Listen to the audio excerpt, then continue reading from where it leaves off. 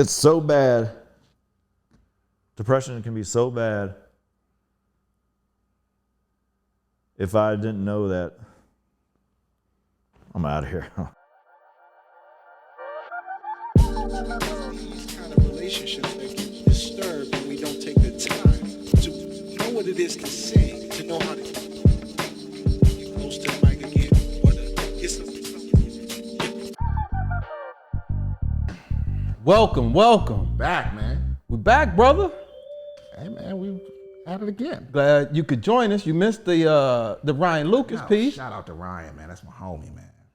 I know it was good, man. It was, man. We wanted to keep it going. Yes, sir. We got a new guest, Yes, sir. DJ Brody Rose, Yes, only sir. knows Yep. The dope lows. And the dope lows. the dope lows. Welcome, brother. Yes, sir. Welcome, man. Hello. How you doing? It's Bro DJ.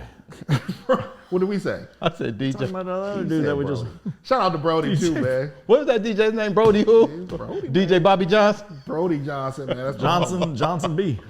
That's my homie, man. Shout out to Brody. But it's Bro DJ. Father, Yes, sir. Jordan lover, Lego lover, Artist.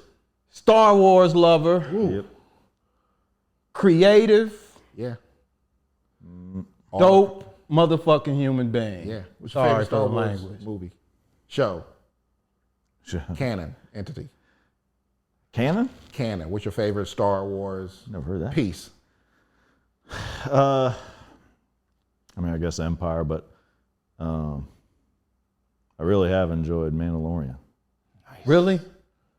I just watched it the second time with my daughters Yeah. and liked it even more and appreciated it even more. Like, oh, this is actually really good. I lost interest, man, after like what season are they on now? Well, they're on Boba Fett now. Yeah. Okay, Book of yeah. Boba Fett first season, and the last two episodes involved the Mandalorian and kind of like brought it together, which is Yeah. I fully endorse it, both Yeah. Book of Boba Fett and Mandalorian. Yeah. Boba Fett was good. But anyway, I grew up with Star Wars Empires and Returns, so An anime they did for Star Wars was that Boba Fett? What was that for? they've done Anime? a lot. I More recent one. haven't been involved in The the Shogun with the lightsaber.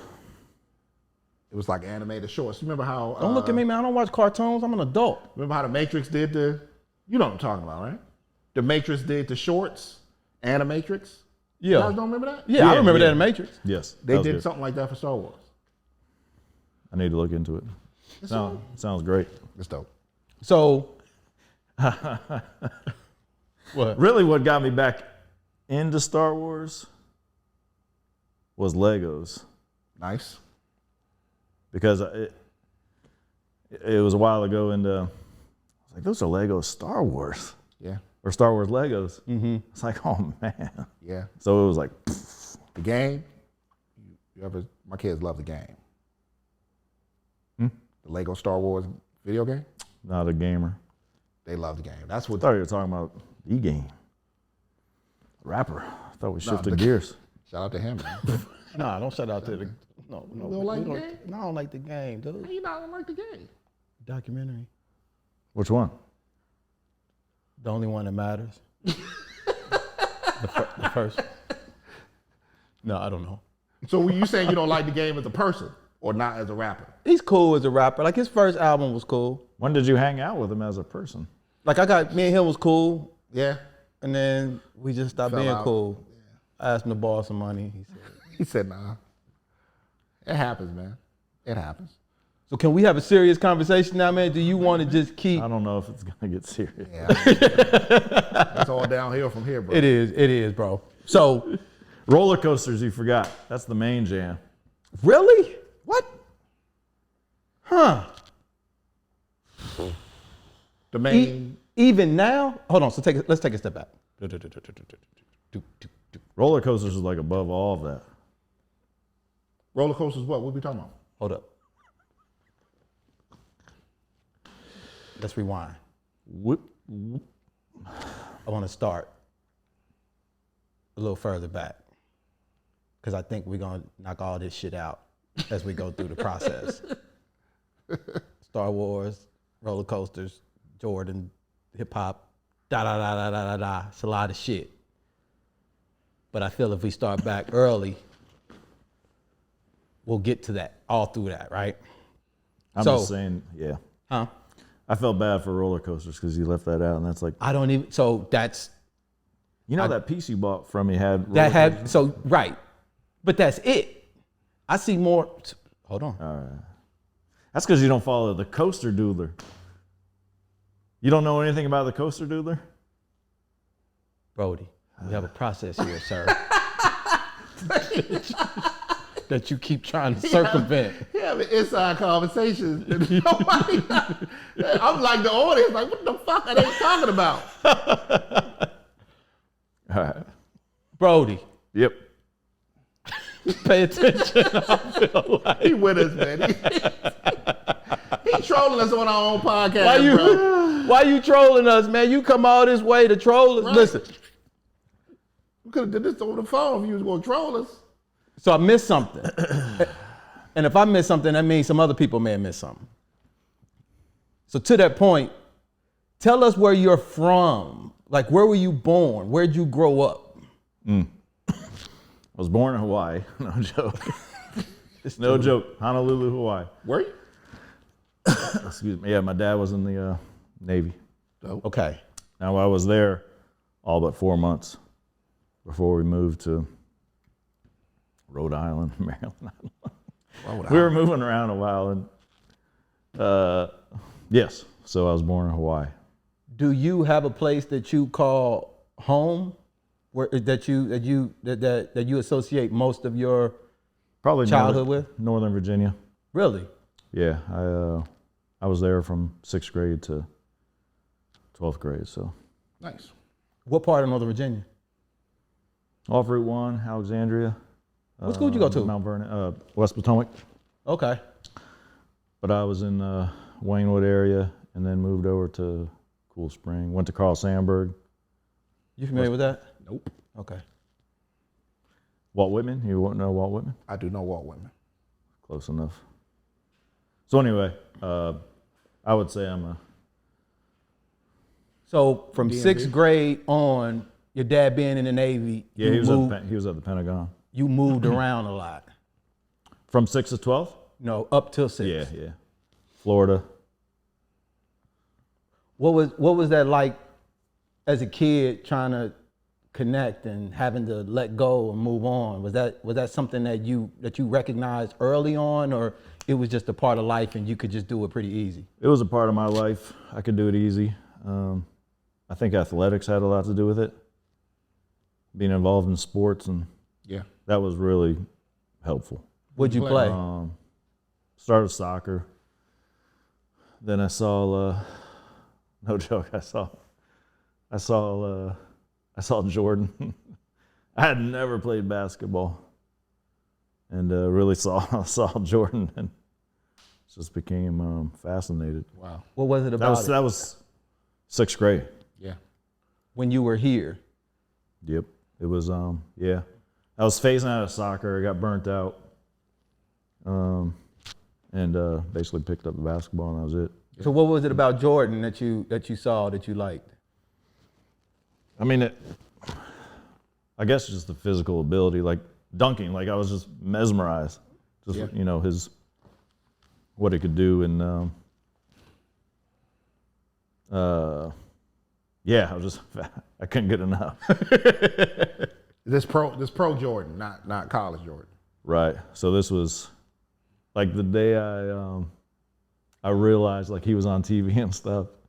It was the day after the '88 dunk contest. Ooh. So I remember seeing the '88 All-Star game, but I just missed like the epic contest between him and Dominique. Yeah.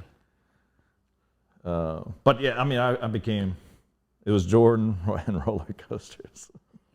Sure. Roller coaster.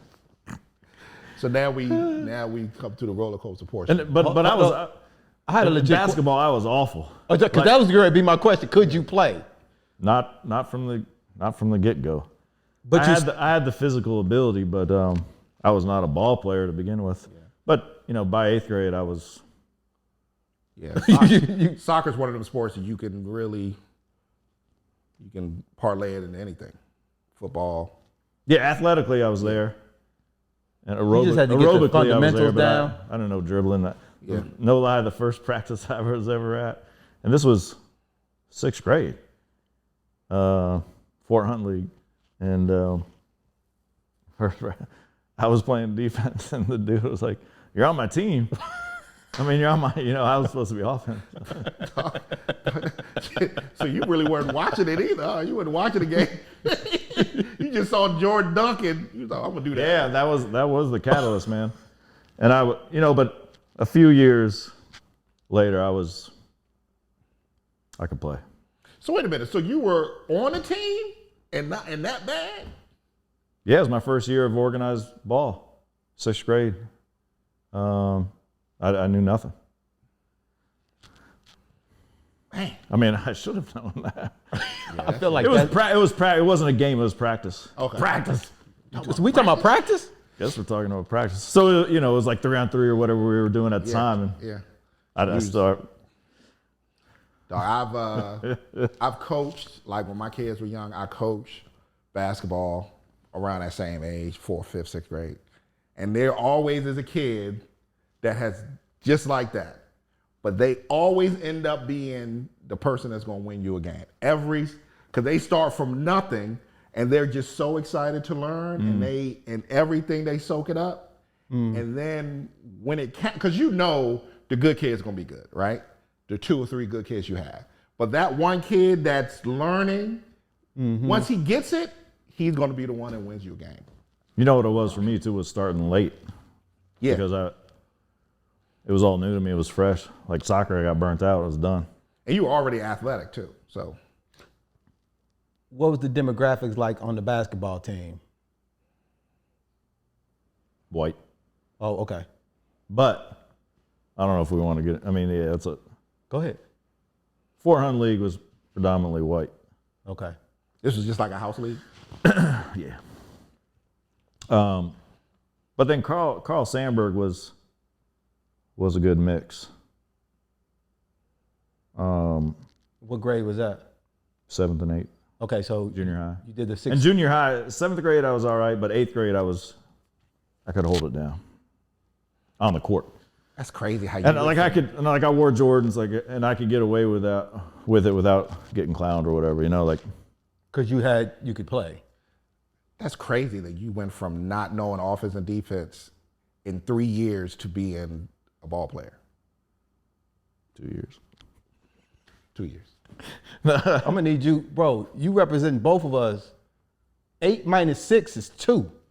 I just don't do that because that makes us look bad. All right, my bad. Dang. So this is even a funny story too. Two gonna say 3 years. Go ahead. I'm sorry. One of the greatest gifts I ever got was from my dad, my mom and dad, Santa. This is 7th grade, and they sent me to Michael Jordan basketball camp. Whoa. So that was like, yeah, I was on cloud 9. Yeah. What grade was this? 7th, Oh. and I was still shooting with two hands. In 7th grade? Whew. Did he show up? Yeah, he did. That was huge, bro. Yeah. And I think on my evaluation, it did say something about you got to learn how to shoot with one hand. That's your evaluation. That was it. But it had to be, that was between 7th and 8th, different. Do you think that Like that eighth grade, I went back and was on the All-Star team at Jordan camp. Wow. And they had moved me up. I was in like whatever age group.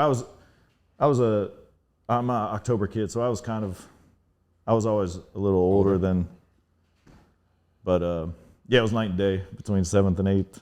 Do you think that experience of going to that camp in 7th grade helped you want to be better? Sure. I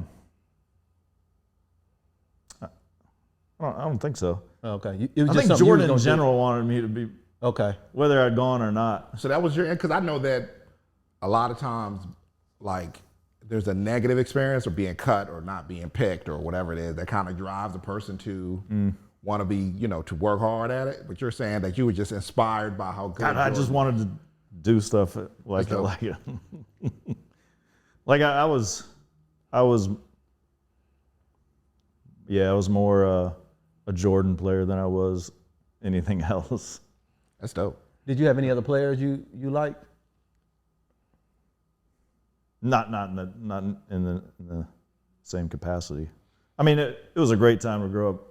Yeah. It was a great time to get into Yeah, but basketball. watching Period. ball. Yeah. Especially College. looking back now, as far as like what I mean, this is like dream team. Like Yeah, Yeah. goodness. yeah. College You know, was hot. I caught was you know dope. I caught the end of Bird and Magic and Yeah. you know, Yeah, but it was a lot of ballers back then too. yeah, I mean the only other person who I had posters of was Dominique. Human highlight reel. Yep. Yep. I But, love Dominique, man. Like that. What was it called? I can't remember. Like, The windmill, yeah. oh man. Yeah, so that's the dunk contest that I missed. Yeah. Yeah. Seen live, you know. Yeah, but look, 2 or 3 walls in my room were Jordan. Like you couldn't see any part of the wall. And the other wall was roller coasters. Okay, now we. Where did the hip hop come in, bro? Yeah. No, let's Probably basketball. Because Let's do the roller coaster first. I don't want to do the roller coaster first. Not We yet, don't- not yet, no. The roller coaster. I'm upset about roller coasters. Yeah, I am too. Because I got a thing about the roller coasters, so I want to wait for the roller coasters. All right. Because you didn't know about it? All You're right. not gonna. So the hip hop, that was definitely, basketball was definitely the catalyst for that too. Because like your point was, the demographic switched from the sport I was playing.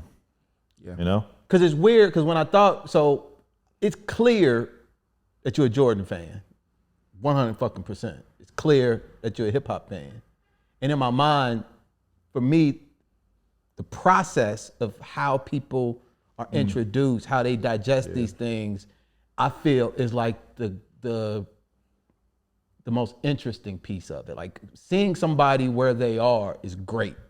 You can appreciate it more when you understand the story, and those stories aren't told enough, I think. But when I imagine you falling in love with hip hop for some reason, like in my head, it was you going to go play basketball with some brothers, and they were like, "Hey man, go listen to this shit," and you listen to this shit, and you were like, "Oh, this shit is hard," and then you just digested that, and so this is what was in my head. I had no idea if it was accurate or not, but Pretty close, yeah. one of the You know what it was? My initial introduction, I was also really into breakdancing. Like 80s. Like 82, 83, 84. okay That was the first time that was my first introduction. to hip hop. Yeah. Definitely. I So was what were you- but this was 3rd, 4th grade. This was when I was in Florida. 3rd and 4th grade in Florida, in Pensacola. Big into breakdancing. Yeah, I was still doing that soccer and breakdancing, Right, yeah. but I was really again, it was similar to what I saw in Jordan. It was just inspirational. Like I saw this dance form or whatever, you know, what they were doing athletically, and had a connection to the music. And You remember your thing, popping, locking, windmilling? Like I could never do the windmill, dude. I couldn't either, but I could backspin so in my crew, I was known as the backspinner. That was what, you know, because when you would go against other crews, I don't know if y'all did this in Florida. Everybody had a specialty. we were too young. I was too young for that. Oh, y'all wasn't going against crews. You were just you were just at the house. Yeah, it wasn't a. You went out in the street like with the cardboard boxes. Oh, I would carry that motherfucker. Yeah, we was because you had different people who had different skill sets, and I was known as like the I was not a crew.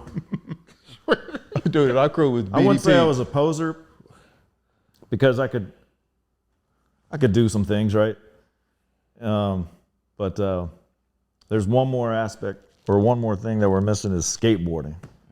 So I was a poser skateboarder for sure. Third grade at the same time? Fourth, fifth, sixth. Okay. Like I had the board and the look, and I could skate, but I can ollie or. Yeah. Again, these are the big 80 like boards with, street ramp was the thing, and I was nowhere near it. Now, if I would have grown up in California, where there were, skate parks that you could roll up onto, I probably would have. There's a natural connection between skateboard and breakdancing, and because they all happened sort of at the same time. Yeah. But it's and hip hop. But it's the same with the bikes, dude. So what you're, I didn't know you then, but I don't know if I would necessarily call you. Everybody was into that shit. Yeah. Everybody was into BMXing. Yep. Everybody was in fucking doing tricks. Everybody in the skateboards. Yep. Everybody was in the breakdancing to the degree, because that was what we were all digesting at the time. And really, I think it was about what you kind of gravitated towards and what you moved forward with. I had a bunch of bikes. Shit, I had a bunch of skateboards. Yeah, I forgot. You remember I used to roll around in a yeah, in a dude. bike? Yeah, and that was just. Yeah. I wouldn't necessarily say you were opposed or less. Back in the day, looking back, like I didn't have the skills to. Yeah. If you would have looked at me, you would have thought I would have been much better than I actually was. Like I could skate and stay up but I couldn't ride a ramp or even ollie or anything. Yeah. I could get around the neighborhood and tic-tac and whatever. Yeah, it's wild. But like you said, like I wanted to be a street freestyle BMXer too. So dude, bad. BMX Bandits. Rad, the movie Rad, you remember Rad? Rad, yep. Nicole Kidman's first movie was BMX Bandits. Yeah. BMX Bandits. Bandits? BMX That's what it's called? It was in Australia. Yeah. It was in Australia. That's why it's Bandits. BMX Bandits. Remember having the mongoose? That is Remember Gleaming the Cube? Yep. Yeah. With the skateboard? Like all that shit. Everybody was watching that shit. Quicksilver, remember Quicksilver with the with Kevin Bacon? Yep. He was all of that. Yep.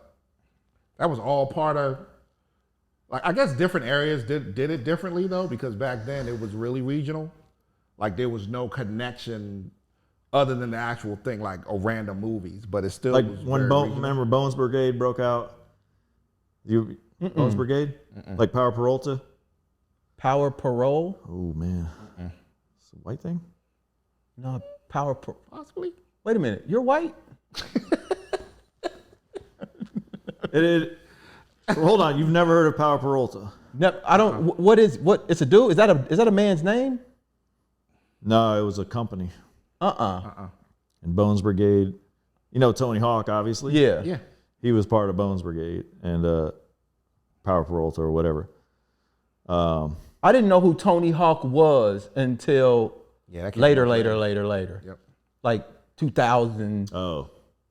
Yeah, this is mid 80s. Yeah, I didn't know he was that connected. Keon got he had a contract to go pro. I didn't know that, but I totally in high believe school. it. I totally believe it because he went to college. He had my Power Peralta board. I think it was a Mark McGill on U Street. No shit. 8 years ago, 7 years ago. 2:00 in the morning. Dude said, he hopped on it, did a kickflip or whatever, handed it back to me. Oh, yep. yeah. So I believe that, no he doubt. He could have went pro. He had an opportunity. He ended up going. He chose the college route, but good for him. He had sponsors and. I believe that. Yeah, and he's good. Yeah. So do you feel when you started in hip hop, did you feel you were a poser in hip hop at the time? Nah, because I felt like the basketball. So what were you listening to before? Like, were you a music Really person? nothing. You weren't a music person? In my household, Hip-hop was we didn't listen to music. So you didn't listen to none of like the rock, the Simply Red, and none of that like new wave type shit. Nah, my sister was into it. Like she was into like the Cure and the Smiths and like she was into like the punk scene a little bit. But in my house, we had a record player and there were some records, but it was not a thing for music to be playing in our house. So hip hop was your really first introduction, like your kind of, because a lot of, I don't know how, a lot of us sort of grew up on music, like soul, R&B, some 80s. That was not happening in my house where my parents were playing old 70s, 60s, whatever. I did not know, I barely knew who like Bob Marley was. Yeah. And like Stevie Wonder, like. Yeah. Not until college, So you started. For us was a natural, like it was on the radio. Yeah. It was a natural kind of.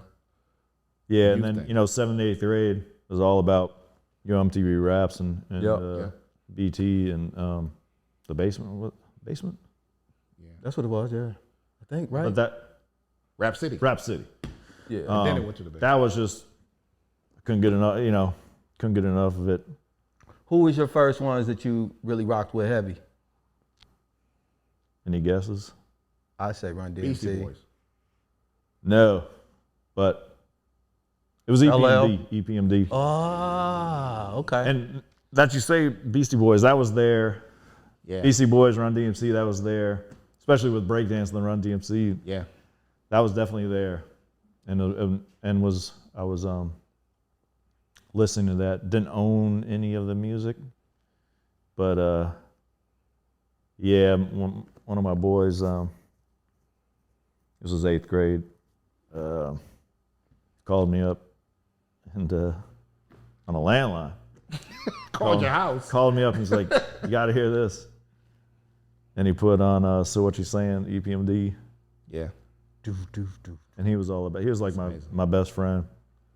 So you got but he put it on to me. What'd you think when you first heard it? I mean, how did it like? I can't say if I was. I can't say that I pretended that I liked it, but obviously I wasn't as hype as him. Right. But I definitely thought it was cool or whatever, and then got the album and So I so EPMD sparked it off for me, and then this is 8th grade where everything came together. Basketball. Yeah. What was your first? Like, what was the first hip hop record you were like, damn? I don't really remember. I just remember liking like UTFO, Roxanne, Shantae, Salt and Pepper, Houdini, Beastie Boys, Run DMC. But you don't have a very first time you were like the first, because I feel like it all kind of like just transitioned, because I was listening to like that old R&B and that rock shit. Yeah. Like that was just what was on MTV really for the most part. And then I can't remember the switch to that. Dog, I remember it. So I remember riding in the car, me and my homeboys, and I think Greg, his mother was driving. And I remember Eric B. for President coming on, like, I don't know if we had a tape or it just came on. And it completely shifted everything that I thought was reality. Like, until then, like you, I was rock music, like pop, whatever, all the soul and all that stuff. And even like some of the hip hop, like some of the earlier, you know what I'm saying? Some of the earlier, like Furious 5 and, all Run DMC, all that kind of very syncopated kind of. But when that shit happened, dog, and you heard like the complete difference, it changed everything I thought hip hop was. See, I feel like for me it migrated, because even when you said Sugar Hill, like Don't Push Me, White Lines, and all of that, like all of that just feels. I don't remember there being that big of a shift for me until I heard Wu-Tang, bro. Wu-Tang to me was like jazz even with like, and people will associate Tribe and some other stuff with like the jazz stuff, but in terms of changing how I listen to music, rap, it was Wu-Tang. But all of the other stuff before that was just me appreciating like the sounds of it. Like, because Wu-Tang sounded so foreign that I felt like I was forced to listen differently. But all the other shit, it was all dope. Don't get me wrong, like Eric B, all that shit, but it was just. My Wu-Tang would have been probably Tribe then. That's when you shifted? No, that's when I started to like, I guess, listen to the lyrics more. Listen to the, for me, listening to the, like, a sample and a noise and a sound and a voice and the production of it and how it all came together, as well as like the lyrics, what this guy was saying. But understanding, damn, I know this James Brown record. My dad has this record. I've heard, and the way it's flipped, it completely changed how I heard it. See, So this is an embarrassing story. But so this is 1989, 90 when MC Hammer. God, I can't even think of it. MC Hammer song was hot, right? And then I heard the original. The Rick James? And Can't touch it? Yeah, Can't Touch It. And I heard the original, and I totally thought he was biting Hammer. Hilarious. Like, what is it? Sounds just like. Yeah. Super Freak. Sounds just like it. Yeah. What's this guy doing? Right. How dare So you? it's like, I wasn't into the music enough back then to even comprehend sampling and comprehend biting and that it didn't register in me, and I ain't gonna be one of them dudes. It didn't register in me anywhere that they were hearkening back to old hip hop. I mean, to old R&B and jazz and stuff like that. That didn't register at all until my adult years, bro. same here. Like, to be honest, Dog, that shit hit me immediately. Yeah. Like, because my dad, man, growing up, walls of records, like all around, you know what I'm saying? Thousands and the James Brown, all that, he was listening to that shit. You know what I'm saying? yeah. And when I heard it, dog, it immediately like, how the fuck did they even do this? And what? Yeah. All of it. And I was like, man, this is something else. Because before then, it feels like, before Marley Marl started that, I guess there were samples before that, but you know, like the White Lines and the Furious 5 and all that, they were just really something else. But that shifted it for me. Right. But Tribe, yeah. But I can't, like, Wu-Tang. Like when Wu-Tang was, Cream, when it came out, I connected to that more than, their Protect Your Neck. Yeah, me too. But yeah, I had a connection with that. But I probably wasn't into listening to albums back then as much, where. you mean full the whole joint? I would have the album. I probably didn't even listen to the whole album, I would. I had to. Unless it was like for whatever Tribe I did, and EPMD. Those were the. But I think I was forced because I was lazy. I was also very much into MC Light. I love the Boss. You remember her? Yeah, with that white cover. I love that whole album. Yeah. I don't know. Was she the one? I don't really wanna. Yeah. Yeah. That was what, So that 92? album. Yeah, that was. She was on the wasn't she? She was on the Minister Society soundtrack, or she was on somebody's soundtrack. But I liked her album. I don't give a fuck. Not a single fuck. Not a single solitary. They did I watched they had like a listing of all the album that came out, all the albums, hip hop albums that came out in 92. And it's staggering to see all the albums that, from Snoop to Boss to Tribe to like first albums. In '92. 92. Redman. Redman, that's what I was trying to think. I couldn't think of his name. Redman. Cause you a huge. Das Effect. Das Effect. DOS Effects. All of them was in 92. Like No, the exact DOS same- Effects was like 90, well, maybe 93, 92, but Dead Serious, that's another one. God, Yeah. the summer after junior year, I listened to that album every morning while I was making roller coaster models. He gonna force us, dog. Uh, When did you fall in love with roller coasters, bro? Oddly enough, I don't have like an EPMD. Like It's a moment. yeah, There wasn't a roller coaster you rode. Was like, there this was is- like I can't remember the first roller coaster, but I remember being at Great America with my grandma. Where's that? That's in the Midwest somewhere, ain't it? Six Flags, Great America, and right across. It's still in Chicago. It's right on like Chicago, Wisconsin border. So anyway, this was Wow, Chicago got a Wisconsin border. That's second, wild. third, fourth grade, and going there and just being mesmerized by them. I would sit and watch them. That's all we would do. Roller Like coaster. I wouldn't even be able to ride. Yeah, the first roller coaster I wanted to go on. My grandma took me up there and waited in line. Got to it. Nope. She saw my face. She was like, "You don't want to ride this." I was like, but then I also remember going to Disney World, and I don't know what was first, but it always happened at the same time. Grandmother's name. What was her name? Tutu. Grandma Tutu. Is that what you call it? Is she still Just with Tutu. us? Nah. Shout out to Tutu. Hell yeah. We, I was really close with her. So you sat still in line and you got to the front and you didn't ride it. Yeah, but there was no problem. And we just went back and watched it again.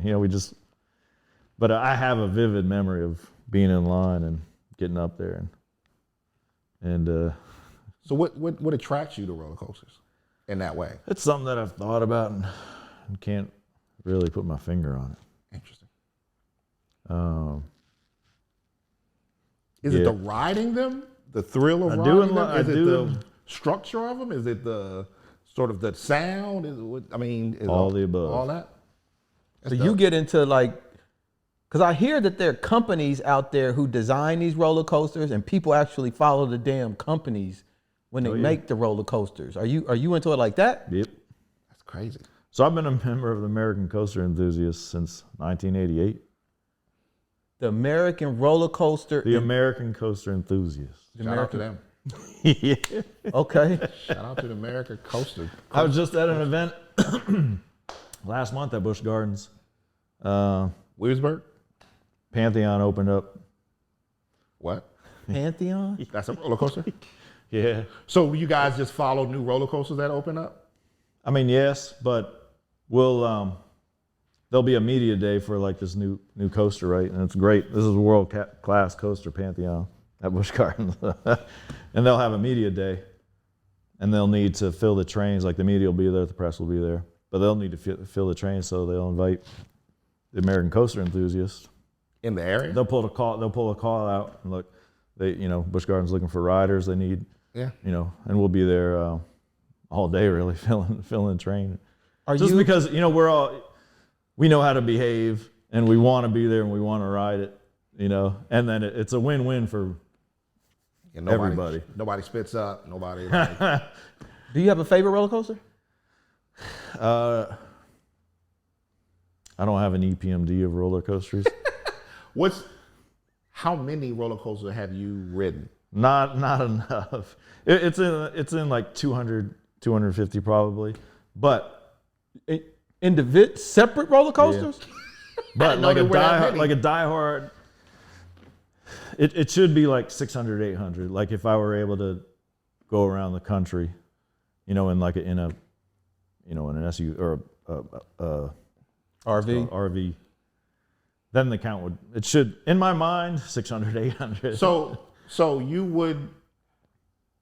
So now, do you go to, like, you say, okay, you circle a place, I want to go ride that coaster, and you go specifically to ride that coaster, Yeah. and then, but you will like to like dots on the map to go from place to place to place, just riding coasters. Oh, yeah.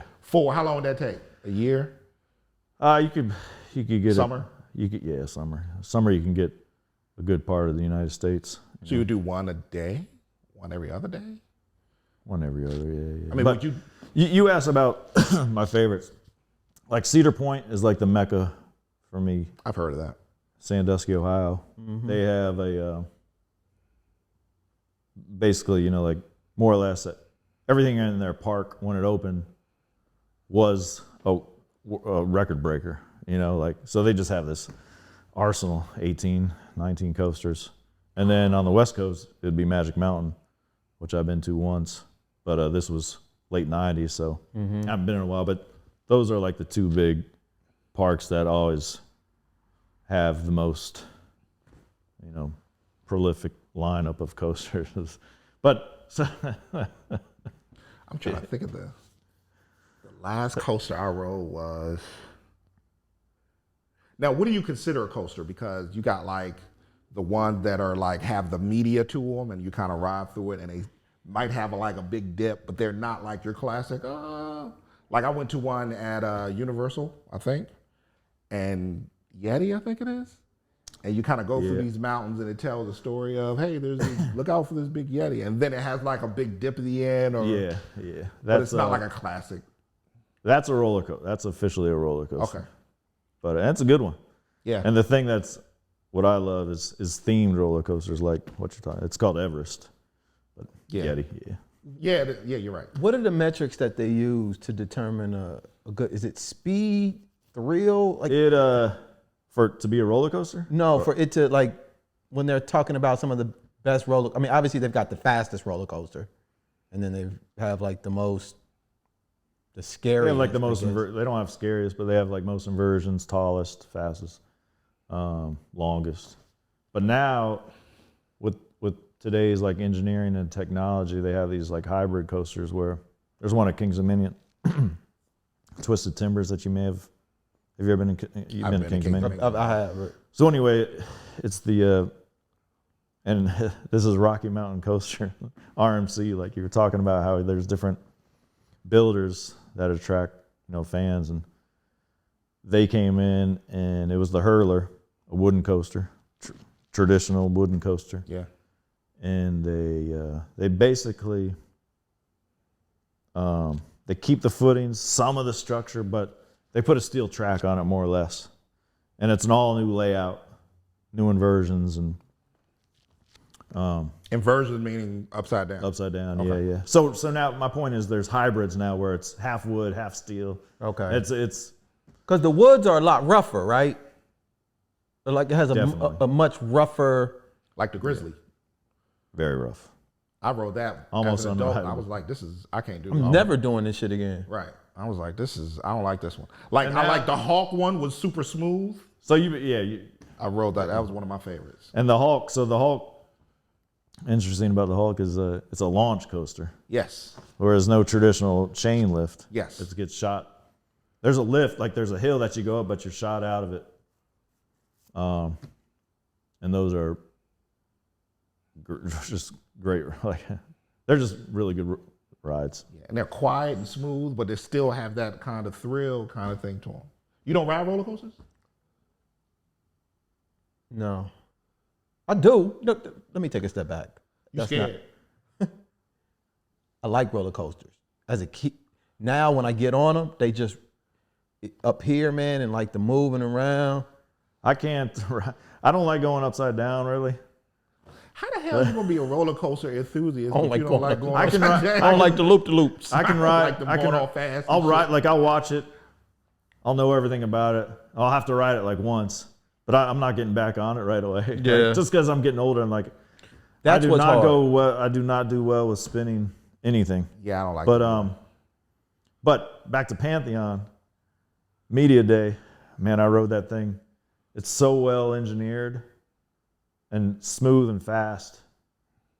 I rode it in the 20s, so back to back. In one day? is that And the that one? says a lot about that ride because, like I said, I can't do a lot of re-rides on a lot of coasters. Is it like a traditional kind of what are the differences It's in the, like you sit in a joint or you hang from a joint You sit in traditional manner, but nowadays, like the restraints are so well designed where you're no longer in this harness where it's like click, click. yeah. You have this nice device that comes down and hits you in the midsection and very free, very open. Yeah. It's not like you're in like a little car anymore. Yeah. You're basically like in a chair sitting up with like nothing around you. I mean, Yeah. Or the joints that but just- so Pantheon is the world's tallest and fastest maybe the world's tallest multi-launch coaster. I think that's how they call it. What the hell does that mean? So like the Hulk has a launch out of there's 4 maybe launches on Pantheon. That's crazy. Yeah, it's When you say 4 launches, what does that mean? so there's a launch. It's speed. It's like a. Some of them are called linear induction motors, LIMs. It's basically magnetic. And they propel you it 4 propels you separate forward, times yeah. in a single run. Yeah. So That's crazy. you get shot out. You come out of the station. You hit a launch. You go through one element. You come around. Then you come around to like the main event, which you get launched. So this is the second launch. You go up a big hill. Don't make it all the way up. You come back down. You get launched backwards. You go up.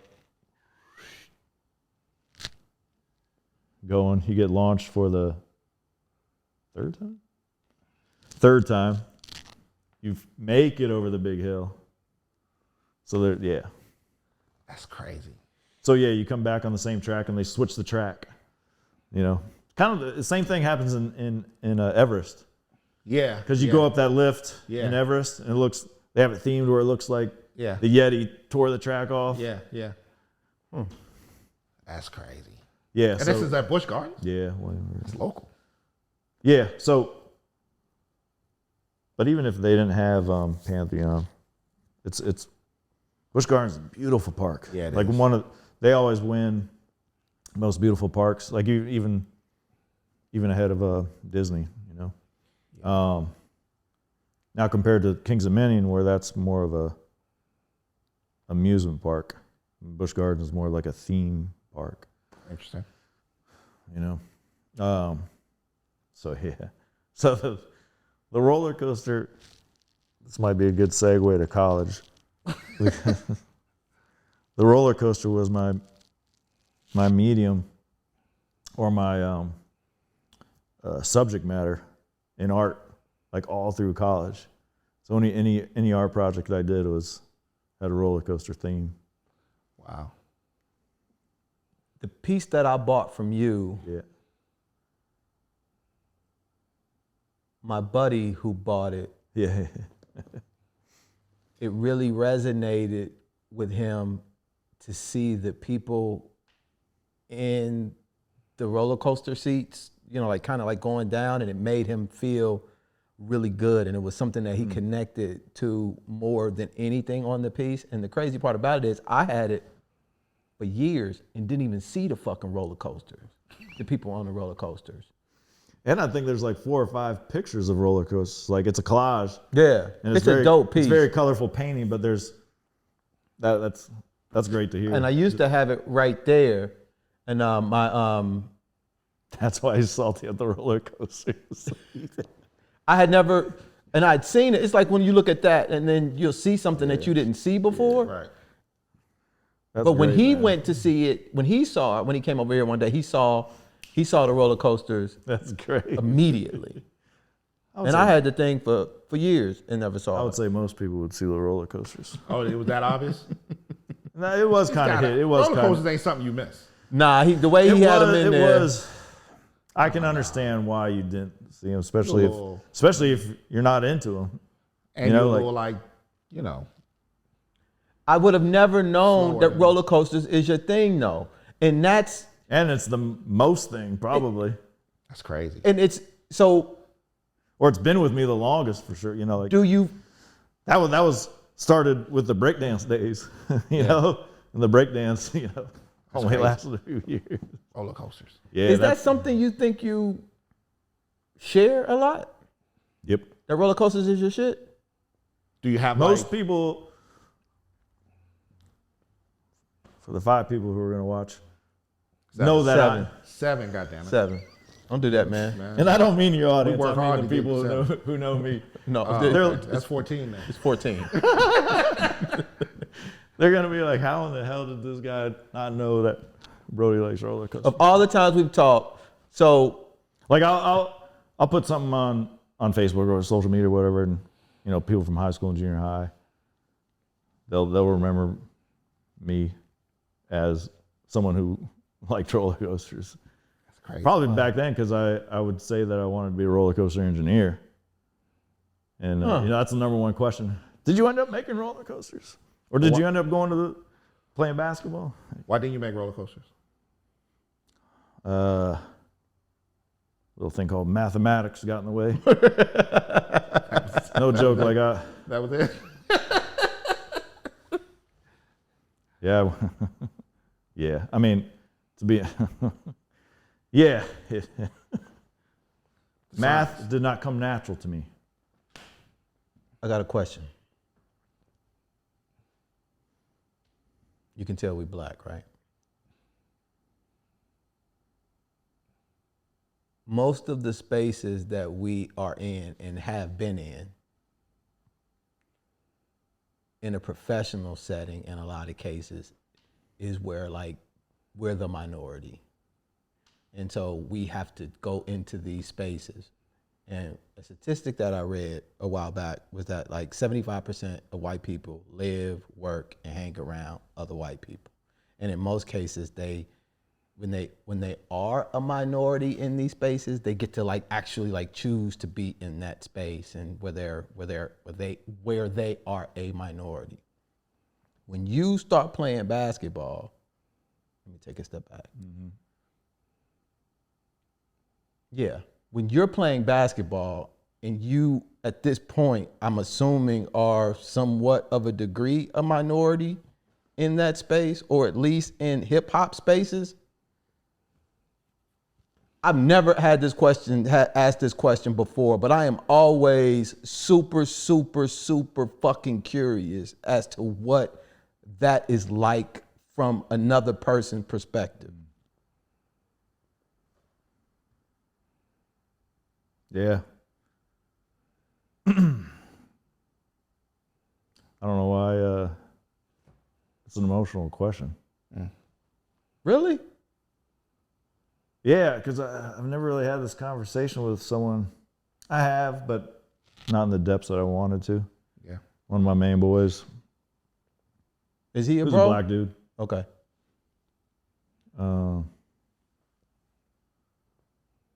So, back to the question. I think I'm getting emotional just because of how influential, I don't even know like the proper thing to say, the culture, the people. It's been such a positive impact in my life, you know? Yeah.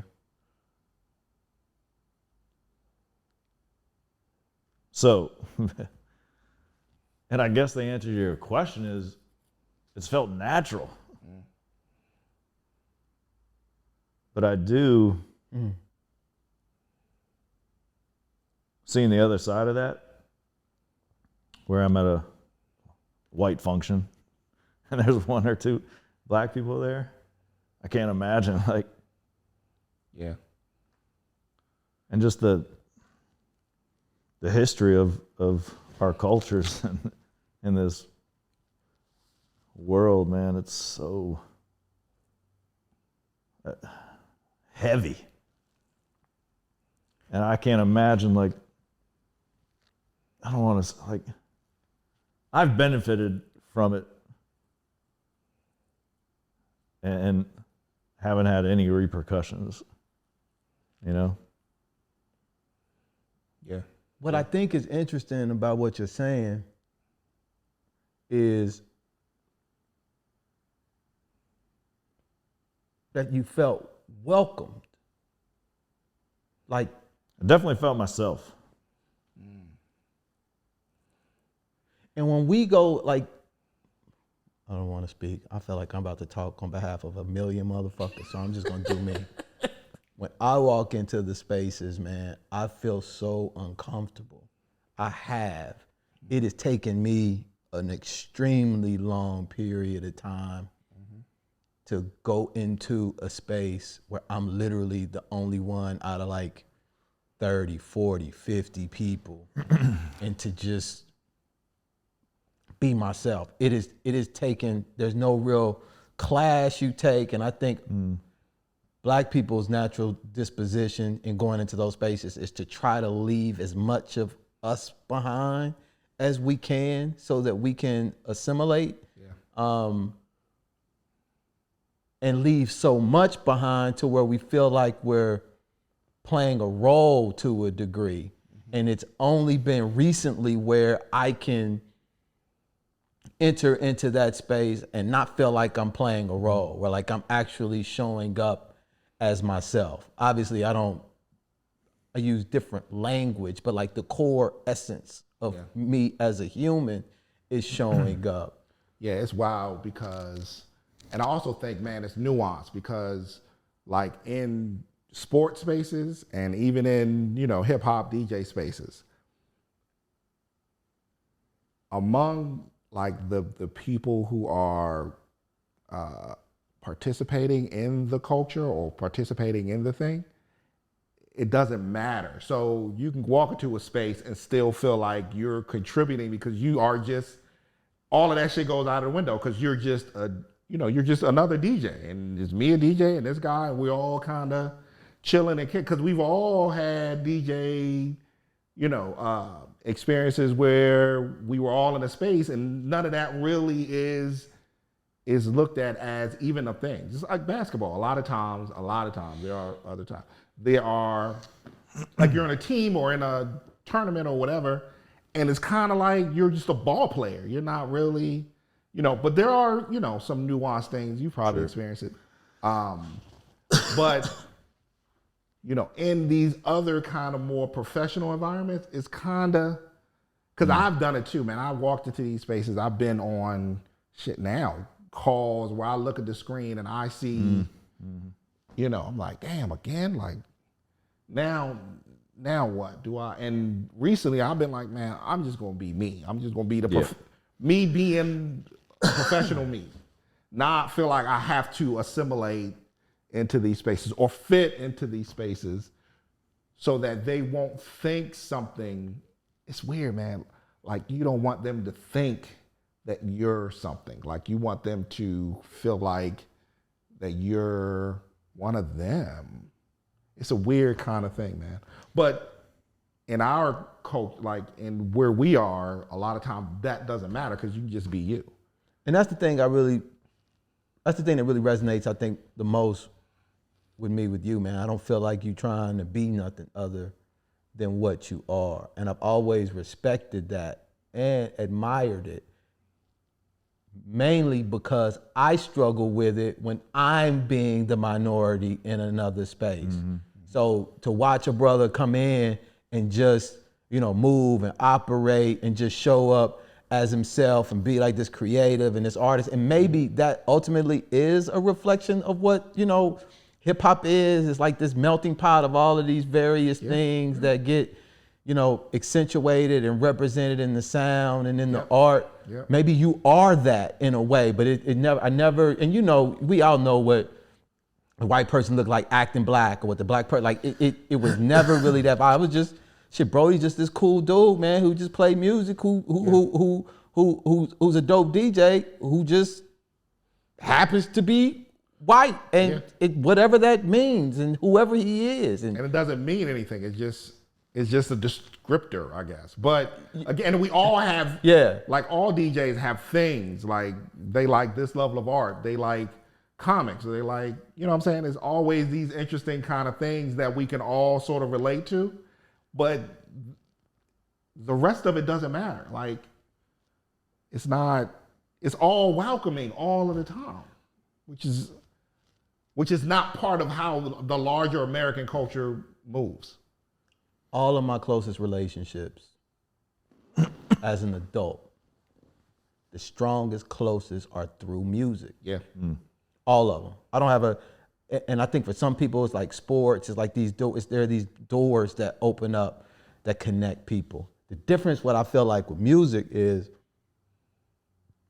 it's a lot of tortured souls fucking around with music in some capacity or another. Yeah, yeah. And I don't know what it is. How do you mean? You mean the artist or the both? The people, see, the artists, the DJs, or the people the creatives in those spaces. And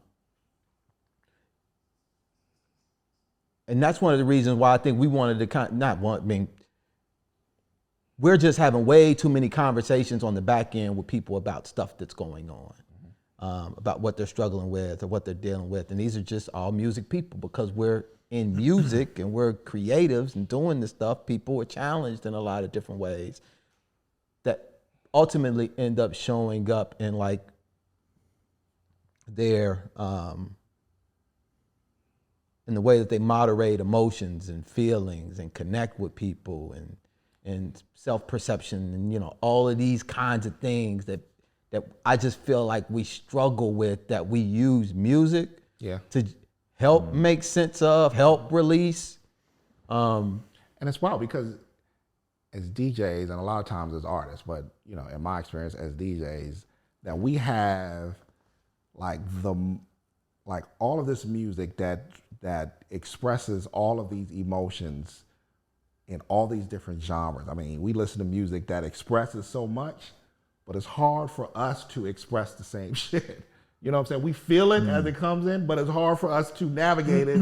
That's a good point. You know what I'm saying? We understand it, we feel it, but we can never for me, never quite, you know, when it comes to trying to work through your own shit, it's harder to get through it. But all of this music, man, all these years of hearing and feeling and understanding what other people are expressing in their art and music, we can't really get through our own shit. It's weird.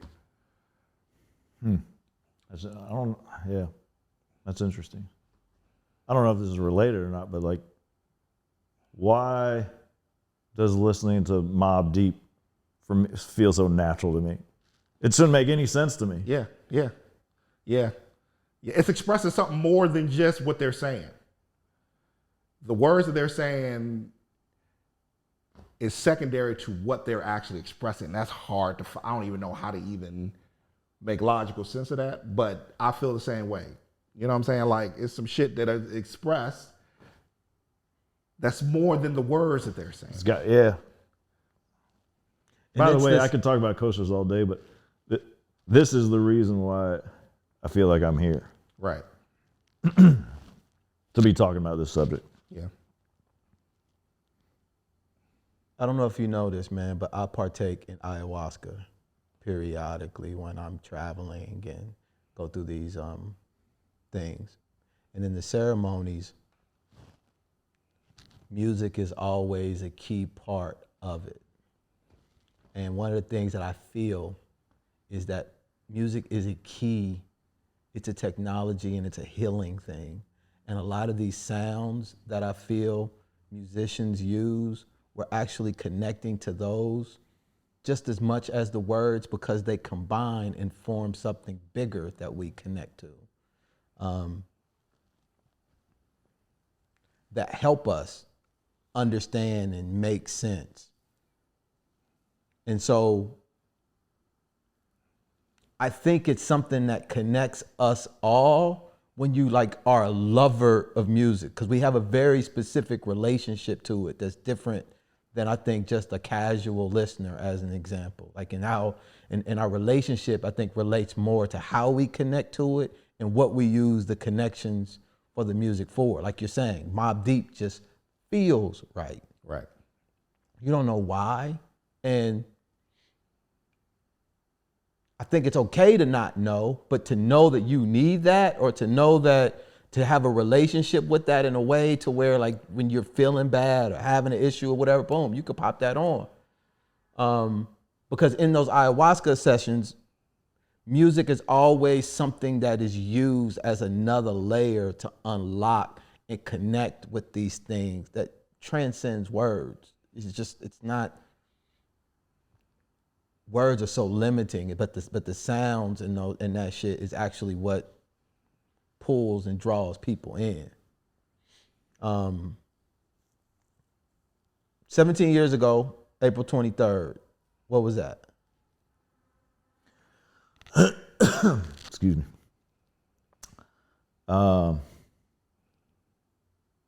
It was my MFA show in Madison, Wisconsin. Another thing you probably don't know.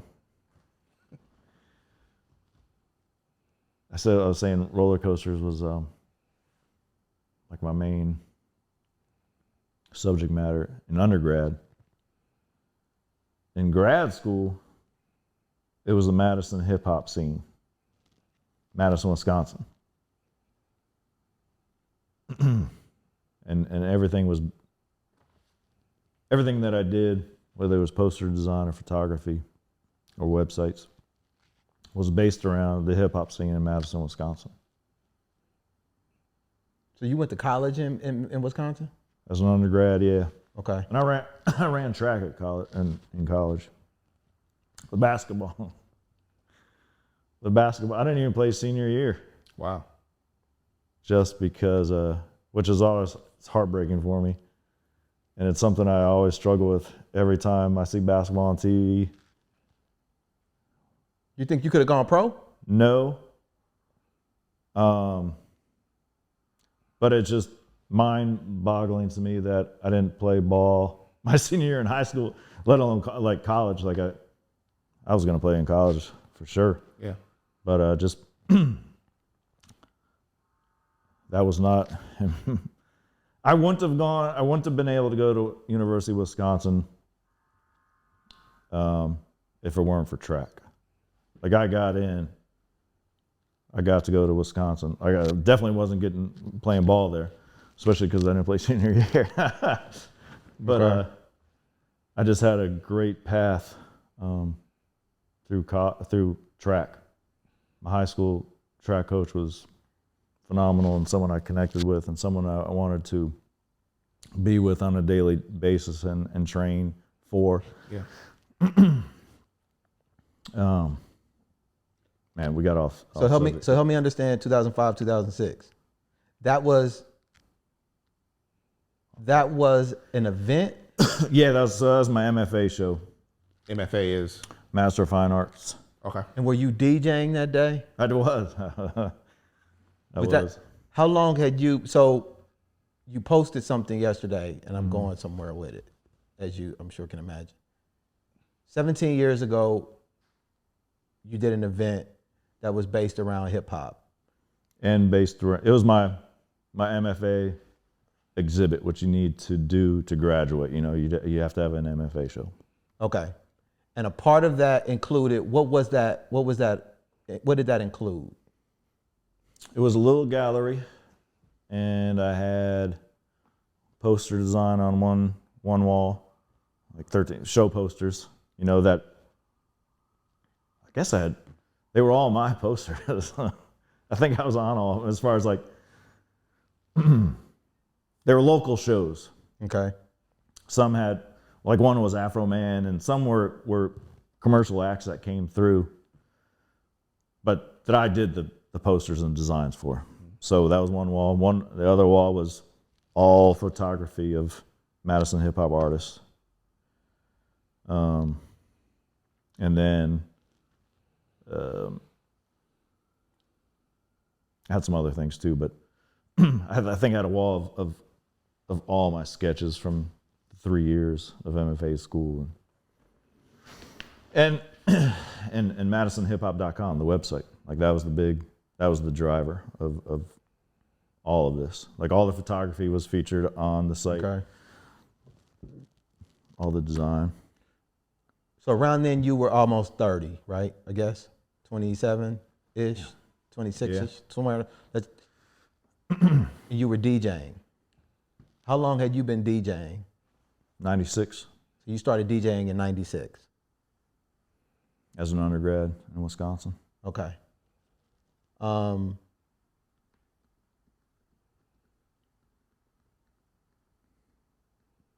years prior, you had talked about hitting rock bottom. Yep. Rock bottom. 5 years prior to 96. So let me take a step back. It was 1999. Okay. Brody has an Instagram like every other human being, fucking sense.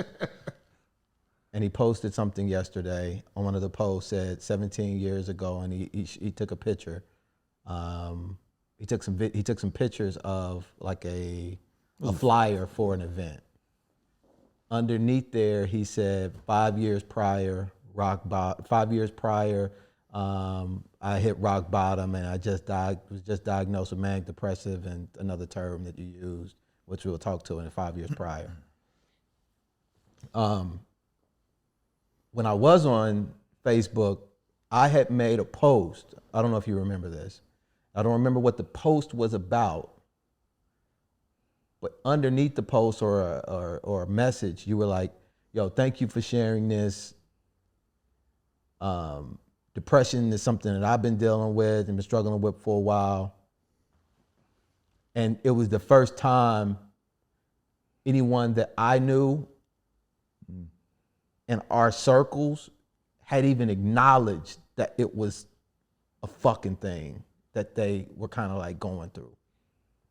And I think I had just been dabbling with just saying it and just like owning it. And even up until now, it's something I'd really been struggling with trying to own in a way and just fucking wear it. Like, yeah, I'm cool. Like, you can wear that, but you can't wear this other shit too. But it's like, so I've been working through that. So that day on Facebook, I was trying to wear it, and somebody else said, "Hey, I wear that shit too." And so thank you for doing that day. I never forgot it. I never forgot it. And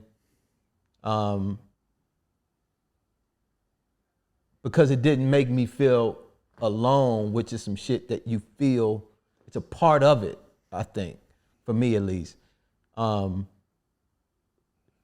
Don't necessarily start at the rock bottom point in 2000.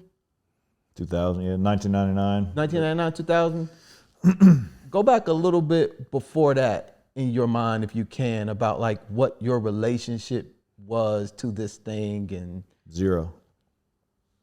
Before it happened, like before it hit rock bottom, yeah, I guess I was like oblivious to it. how was it showing up? Well, it was so that we're talking 1999, undergrad. I was graduating from college. There was a few things going on. Structure of school was coming to an end. Just probably even more important, track was coming to an end. Physical activity, exercise. And there was a relationship with someone else, a significant other, that was also a part of all of this. But up until that point, my life had been pretty great. Oh, wow. Okay. Like real great. If I'm comparing to other situations. And there was no real reason why I was. I guess the fourth component that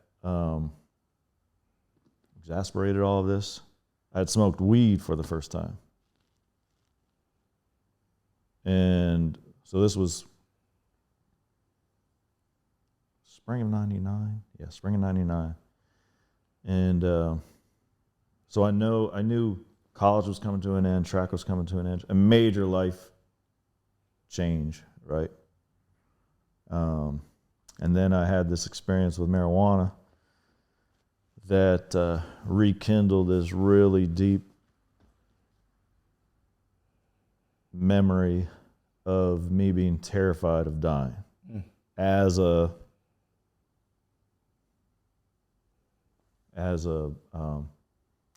second, third grade or whatever, being in my bed, being self-aware of life and death, and acknowledging death, and just realizing how fucking scary it is, or trippy it is, or something we can't grasp mentally. And it wasn't that I was scared about dying. It was scared of not living anymore. You know? Had you lost anybody or experienced any like type of death in the family or anything? No. It's just something that just hit you. Yeah. Okay. I remember being in my bed as a, this is in Florida, and I don't know how old I must have been, second, third grade, but just scaring the shit out of myself about the idea of death. And I remember calling my mom and dad. Mom, Dad. Just being so scared. Mom coming in, Dad coming in. And it's something I've thought about recently because now I have kids and daughter about to be the same age of when I had this experience. And my mom and dad, my mom reassuring me, saying that, yes, you know, more or less everyone dies type thing, but it's not going to happen to you for a long, long, long, long time, you know? So, moving forward, had a few sessions with marijuana that sparked back this intense psychotic feeling of, I guess, paranoia, I don't know, it just took me right back to that moment in time. Okay. And all of a sudden I was terrified of it again. And you didn't have any like tools or whatever to just to manage that. No. You felt like you were just like constantly thinking about it? More or less, yeah. And that's what sparked it. This was, you know, and then as the months carried on, school came to an end. Track came to an end, so I was no longer physically active Right. 2-3 hours a day. Right. And a part of a team and all. Part of a team, and Purpose. looking forward to a competition. Yeah. You know, the structure came to a screeching halt. It's like it died. It's like what? Like it died. Like I died? Like it died. Like the That part of my life track died. Right. Exactly. Exactly. Yep. And yeah, from then, that'd be a whole nother podcast as far as like how that came to a head and like a cat. God. So yeah, I knew I'd never been afraid or ashamed of reaching out. I guess it had to do with being close to my parents or relatives, or I come from a smaller family, but a tight family. And I knew something was wrong with me. Well, I was just scared shitless. I thought I was gonna. It was all leading to this. This was all leading to my death. You know, Right. all this stuff ending. And I was convinced I was going to be dying. I was dying soon. Not that I was going to kill myself. I wasn't suicidal. But yeah, I was convinced that all these things were happening because I was going to die soon. So your behavior didn't necessarily change. You were mentally aware enough to before it got to that point to just say, hey, some shit's going on. I need to talk to somebody. And that somebody was a really close friend of mine who I was thinking about today when I saw that piece over there. The lady who ended up helping me out, who I felt would understand, who I just felt comfortable explaining all this to. The frame of that piece came from her house. No shit. And I was like, on the way over here, I was thinking about that. I was like, hopefully that has like way more meaning now with it. So the frame of that piece came from the lady's house who helped me out and was a big part of my life at that time. And I broke down to her, and I remember we went for a walk in the woods, and I told her everything that had been happening, and she was the person who said to me, like, wasn't my fault, and there's ways to get better. You know? That's something that was going on with me that I could get help. So what'd you do? I can't remember the really events that took place, or the exact time frame. Or long story short, I was coming back from. I tried to make. I don't know what to do, and I drove out to. I think it was before the discussion, but this all came to a peak. Long story short, I was driving back from San Fran this is after college. I tried to make it work in San Fran. My sister was living there. It seemed like it was the next thing I was supposed to do. That's when the depression started. Ended up kind of like panicking, I guess, and driving back to DC or this area, or Wisconsin. And this is where the relationship came in with this other person who was a part of my life, and she had come back into my life. And I thought, okay, I'm supposed to live with her. During that trip, it got to the point where I was driving. I was driving by myself cross country, 3 or 4 day trip. And I'd be driving and have to stop for gas. And I was like, this is when someone's in there is gonna murder me. Wow. Like it was, this was the time. You've convinced yourself. Yeah. Yeah. So, trippy thing happened in Lincoln, Nebraska. Stopped for gas. Got back in the car. My car would not drive. This was a old Ford Taurus wagon. Old school. Wouldn't slip into drive. Had all my DJ stuff with me, my records. I was pretty close to leaving all of that behind. My turntable, all my wax, leaving all that behind. And I won't say walking, but Right. This was my death spot, man. Like I was gonna die there. And I don't know what I threw her into neutral, and the car would drive. In neutral?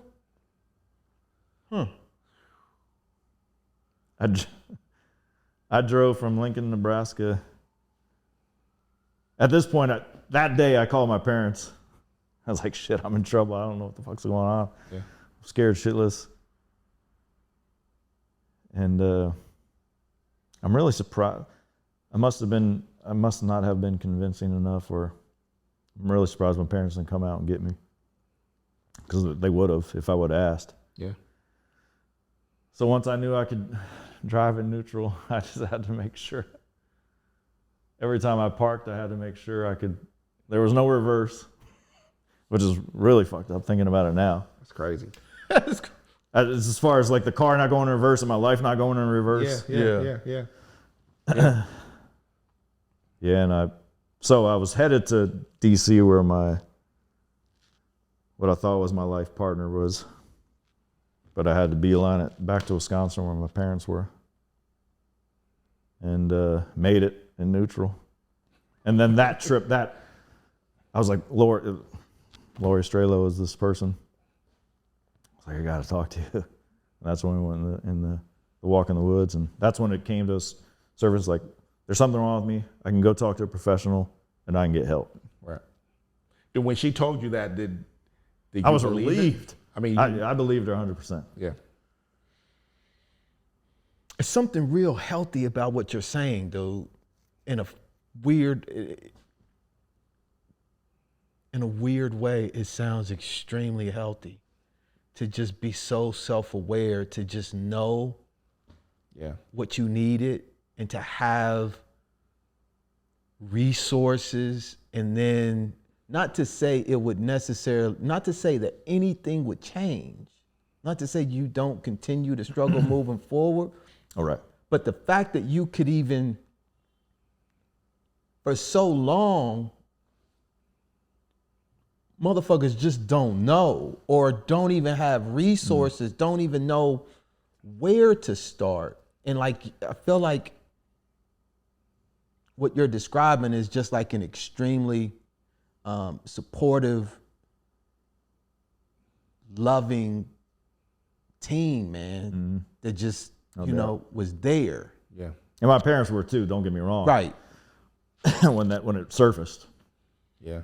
Because I include them, to your point, I don't even really remember not ever feeling depressed, bro.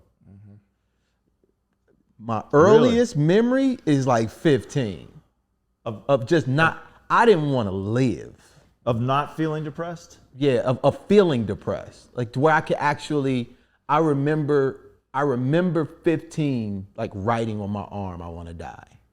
I remember, there are specific things that I remember not wanting to live. I remember specifically about that. And having like these very, very, very dark feelings. Because I don't really like using the term depression, because I feel like it's like when I don't like the idea of kids being diagnosed with ADHD. Yeah. I don't know why. It's something about that fucking pisses me off. I was just talking to a relative last night just about labels. Yes. Labels. But the one good thing about labels is, you got to kind of start doing that at some point if you do go the medication route. And I got questions for you about that, because But labels are dangerous, don't get me wrong. So, because it's not always just one thing. It's not always, and so many things are connected. And then once you're labeled, it can kind of almost aid in being. Anything can be a crutch, right? Mm-hmm. And I think I'm only saying that to say it's better for me to describe what depression is than to call it depression. Sure, if you can, it's hard to do. And so. For me, it's a loop of darkness that I can't get out of. That is debilitating. Yep. Makes you not want to move mentally, physically. It's debilitating. It's paralyzing. Right. So, I feel it's better to say that about it, and then someone could say, "Oh, I feel that way," or it might trigger them to explain it in a way. Or I could say, as an example, I have high highs and I have low lows. I don't know what the fuck that means, but I can be really, really, really, really excited about something, and 2 minutes later, feel like shit's gonna come to an end. And I don't know if that's bad. I don't know if other people feel that way. I don't know if it's natural. I don't know if it's not natural, but I'm learning to deal with it in a better way. I have tools now, but even when you're described, but I've always thought that. So I don't even think I've ever talked to someone who, and maybe it's because of the term, dude, the label.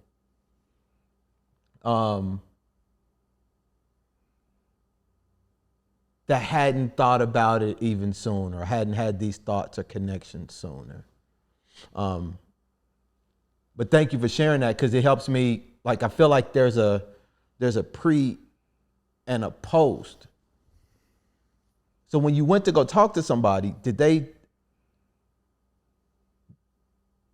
were you diagnosed with something? Did they give you a label? After I talked to my friend who informed me that I could get treatment or talk to somebody, then I went to, and then, came out and told my parents.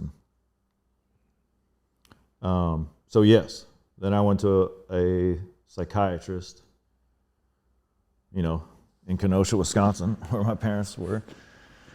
Great town. What's that? Great town. Great town? Yeah. Oh, totally forgot about that. Isn't that crazy? What? So my parents are from Kenosha, Wisconsin. That's a place where all the police. I mean, it's one of the places. Yeah, one of the places. What am I missing? Shot the black dude. They shot the black dude, and then they had the riots in Kenosha. You remember that? Last summer. Yeah, last summer. I don't remember. I mean, it's He looked at me. Look, I understand why you don't remember because it happens. It's happening a lot, but so it was the Kyle Rittenhouse. Oh, this dude. okay.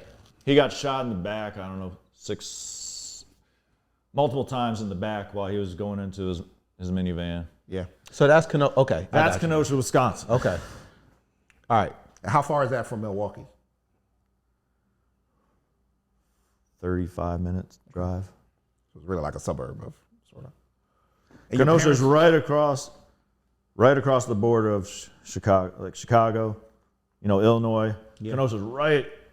You go up north past Chicago, go across the state line. There's Kenosha, Wisconsin. It's the first city in Wisconsin. And your parents aren't from there. They are from there. They're from there. Okay. Yep. And after my dad retired from the Navy and blah blah blah, they moved back and they've been back ever since. Gotcha. I never lived there, but I would visit my grandma in the summer, so she'd take me to Great America. I went to a psychiatrist because I was having those death thoughts, and who knows what I was describing it as then. I was diagnosed with psychosis and bipolar and major depression. What is psychosis? I mean, for me, it was these uncontrolled thoughts of death. Okay.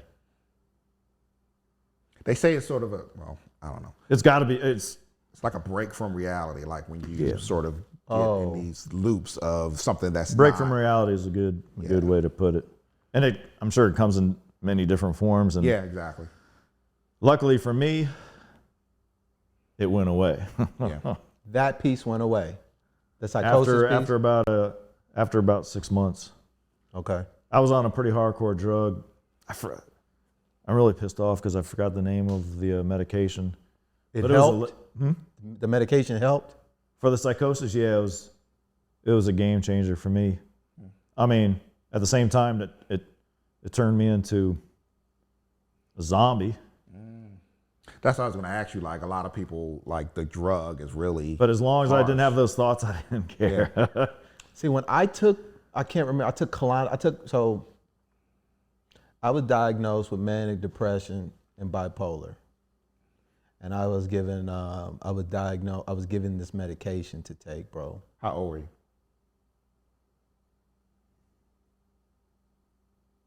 This was right after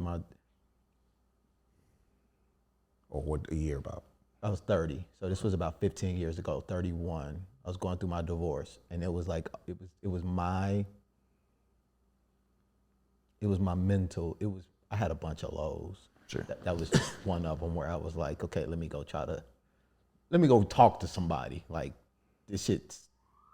I'm really fucking up life right now. Like the bar is low for life. But when I took the medication, that shit was just, I did not like feeling like a zombie. Mm-hmm. And I would have rather, so I said my thing was I'd rather feel something than nothing. But I was only dealing with the depression and bipolar shit. Like, the psychosis piece isn't something, but it was I tried a bunch of different amounts that I was going back and forth on, because the thing that they're just trying to see what works, because it works differently on people and amounts and doses and shit. So it was like, oh, go take this, and then you come back later. How does it feel? And I'm like, this is how I feel. Okay, well, take more of this or take this. So it was like That's what it's all about, man. Trial and error kind of thing. But you've got to be committed. And to some people, it helps. To some people, it doesn't help. And you have to be honest with yourself and your doctor. Yeah. And you have to stay on whatever they're giving you, so they know how to make adjustments. And I don't recommend people do what I did. I'm not even saying that what I did was right. So I'm not necessarily promoting it. It was just, it's a real thing. And it's something that people who suffer with these things don't get a lot of visibility on, because I feel like people think it won't promote taking the drugs, but it does impact people in a lot of ways. So I'm glad that you stayed. You talking about the medication? The medication, because a lot of people won't say what's going on, or they might have parents, and the parents will say. Are you talking about to the doc? Are you talking about to the psychiatrist or to the psychiatrist and to the parents? So imagine being 17, right? And you were me. Imagine a 17-year-old me being offered these drugs and going back and forth, and then me going to my mom and them saying, I can't take this stuff more. I don't like the way that I feel on it. Like, the way I feel on it is worse than the way I feel off. Mm-hmm.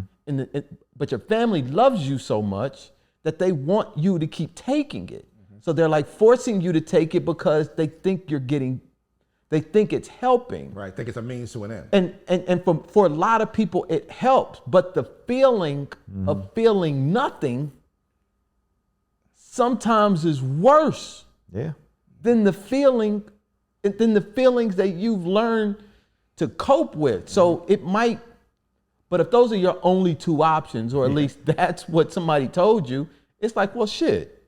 And you're forcing me to take this stuff over here? Right.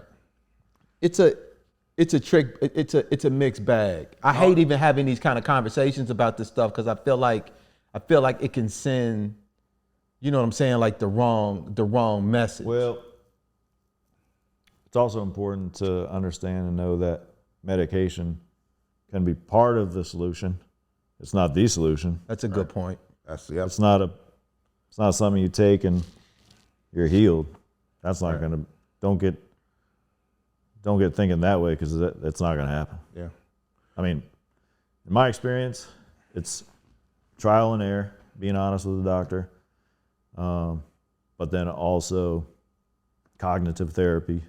So did the feeling of like feeling like a zombie help you with the therapy piece, so you can kind of? No, I mean, that cured me of the psychosis. Like, I was no longer terrified. I no longer had these terrifying feelings that I was gonna die. But did that help you be able to deal with that better? Like, be able to talk through what where it came from and where it came from? Nah, okay. I don't think we ever solved that. Yeah. After the psychosis, full on depression. That's to me. I was, life was never gonna get back to how great it was. What does that look like today? If you could describe it. What do you mean? The depression. I don't know. I mean, it's a part of my life, part of who I am. So when I'm feeling depressed? Yeah. Well, it happens enough. Before I get into that, the only thing that gets me through it is the fact that I've been through it. I know it's not going to last forever. Right. Recognize it. That's the only thing, because it's so bad. Depression can be so bad. If I didn't know that, I'm out of here. Yeah. I've never been suicidal, but I totally understand it. I understand homelessness. Yeah. I understand, like I said, I totally understand suicide and why people do it. It's giving up. Like, it's a way out. Yeah. Yeah, I know that, like, a lot of times it's almost like a loop starts. And sometimes it feels like it starts slow.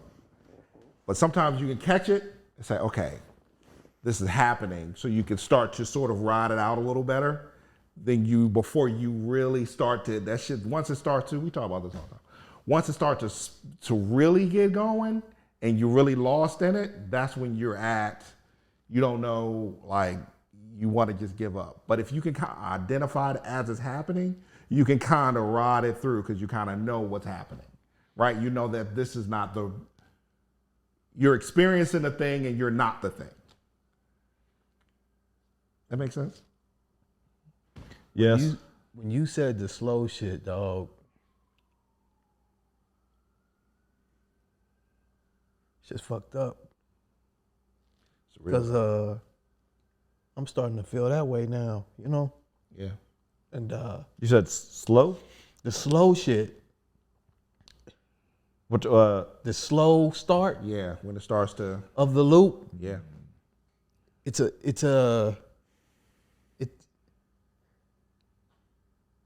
slow that I'm feeling it now.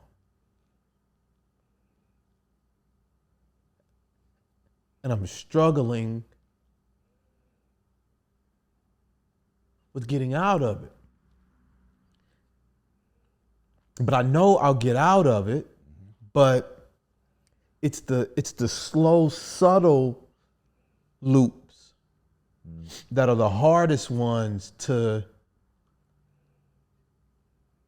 remedy, because you don't want to wait for them to get like big. Yeah. And what the fuck am I crying for? So, because the small ones, I don't know what I was gonna say, but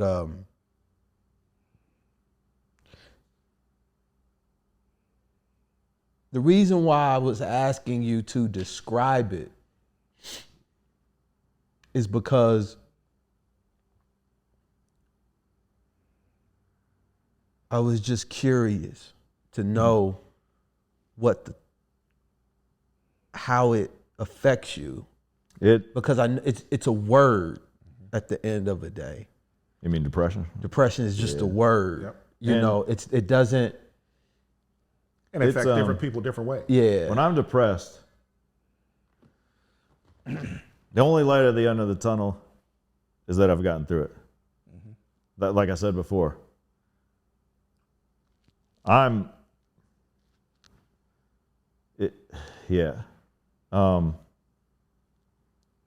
meaning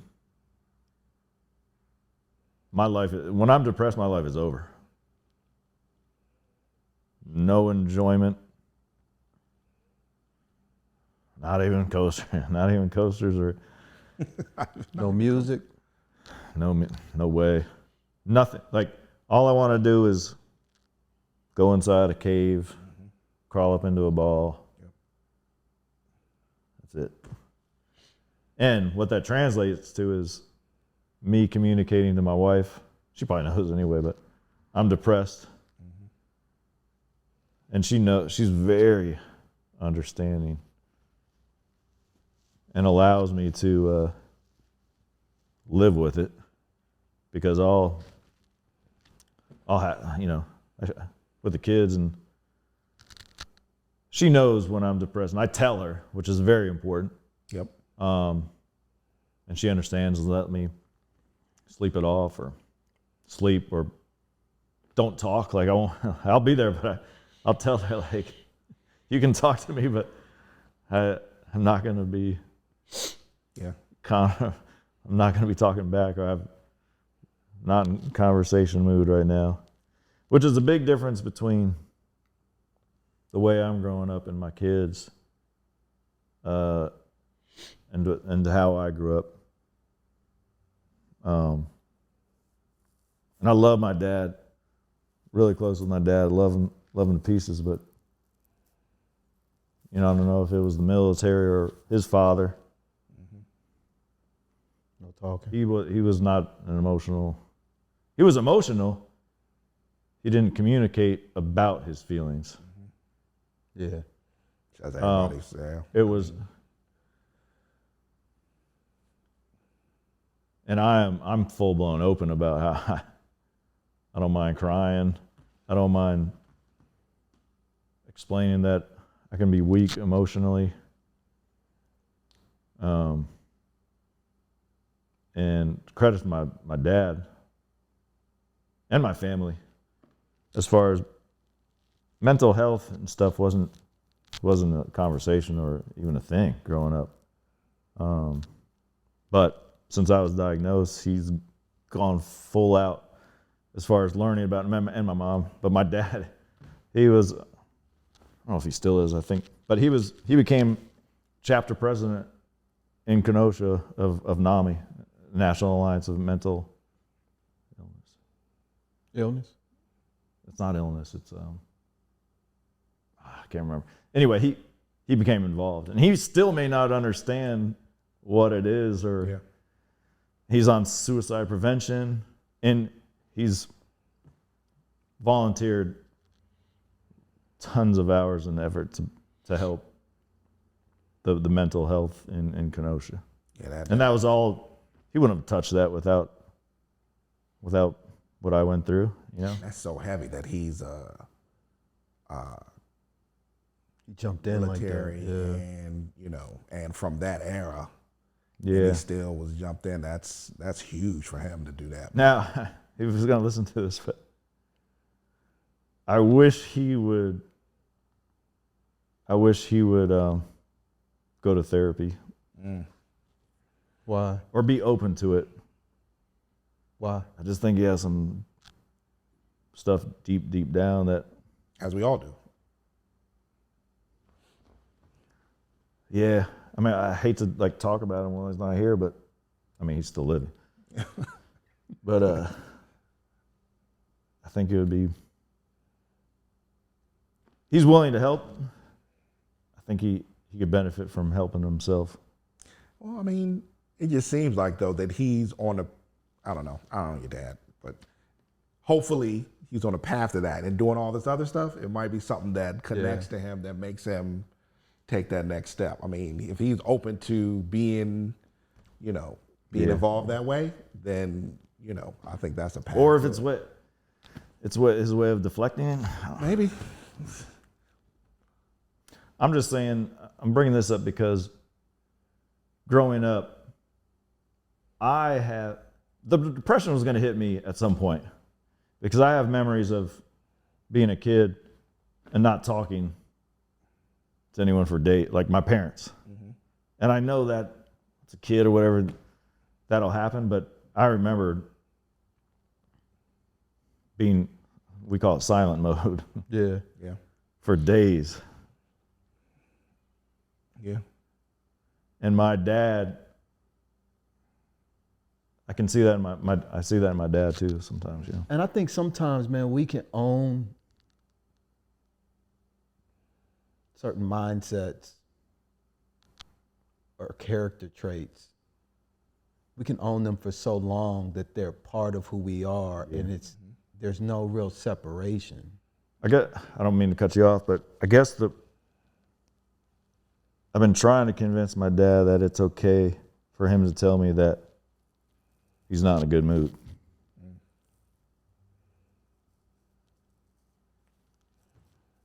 And, he needs some alone time or something. I don't know. Maybe he's because something's going. He gets to a certain part of the day. He's a morning person. He gets to a certain part of the day. I don't want to say it's Jekyll and Hyde, but he gets to the point where he gets tired and game over. Yeah. So let me ask you a question. Are there any parts of you that remind you of your father? Yeah, when I'm feeling like that, and I speak up immediately because I don't want to become that. Yeah. So when you feel like so part of you associate depressive moments with traits of your dad? No, I want to communicate how I'm feeling. Okay. I want to express myself. I don't want to keep it someone else get. I made a policy with my wife a long time ago. If I ask you what's wrong, you can't say nothing. Yeah. So many of us do that. I know I do. I know my kid asks me what's wrong. I'm good. Like even when because you don't want to I mean, you're supposed to be protecting them. But Is that acceptable? hell no. Do you think it is? For my dad to tell me nothing's wrong when there is something wrong? Using his motto, because dad's supposed to be like the protector. Not when it's fucking up the relationship. Yeah. So you think your dad's reaction to things is impacting your relationship with him? My dad's inability to, he's gotten better, and I've told him this, Dad, this is what you're doing. You got to be called out on this. Yeah. Okay. And there was a point when it was bad where, I lost my train of thought, but So your dad, him not speaking or him, not admitting that he had something emotional was going on in him. Mm-hmm. Him not able to tell me that, I don't even care what it was wrong with him, but the fact that he was denying it. Anything. Yeah. why do you think you needed him to acknowledge that?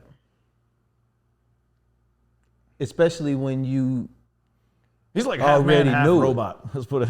And this guy is a physical beast as far as he still works out. He's 78 now. You know, he's half machine. And sometimes I think he's half machine mentally too, because he's just locked in. Yeah.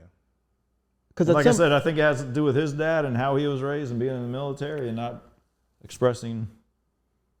Yeah, His emotions emotion. aren't really and the reason why I It said wasn't a we- good look for him to be say he was depressed or sad or angry. And the reason why I mentioned the fact that we own certain that we can own certain characteristic traits for so long, that where they come, like they're in essence they're a part of who we are, is because I think for the older generation, you know, like our parents, that the best thing we can do for them is to love them as they are. It's absolutely, Which is unconditional. It's going to happen. it's going to happen anyway. It's going. You're not going to not love your dad, right? You're not going to not accept him for who he is. However, through the process, we're creating this tension and these unnecessary expectations of them doing something different so that we can necessarily feel better. Like, he's a great father. You have issues. I mean, every relationship has opportunity to grow and do things different, right? So that's par for the course. He did his best. You know, he's a great provider. You feel supported. You feel loved. You feel all of these things. However, there's something about him that you want him to do differently. It's something about him that makes me want to be different. So thank you for saying that, because that's where I was going. Because actually, what's harder for you is to change you than it is to change your dad. I don't know about that. So, because your dad is fine. Everything I'm hearing you say about your dad is he's fine. He's awesome. So, okay, he don't want to say his feelings is hurt. You know his feelings is hurt. Why do we want our parents to say some shit that we already know? It creates, it's a, in my opinion, because I do this, my dad's no longer here, right? But so, I think it's a defense mechanism to actually project. It's easier for me to get my dad to change or to expect him to do something different than it is for me what you're saying. to accept that that's just because he ain't doing nothing foul. That may not even be the best thing. No, you're right. But it's stuff that I'm like, oh God, my dad. I see him in me, and it changed the way that I interact with my kids or whatever. You know? And you see you and him.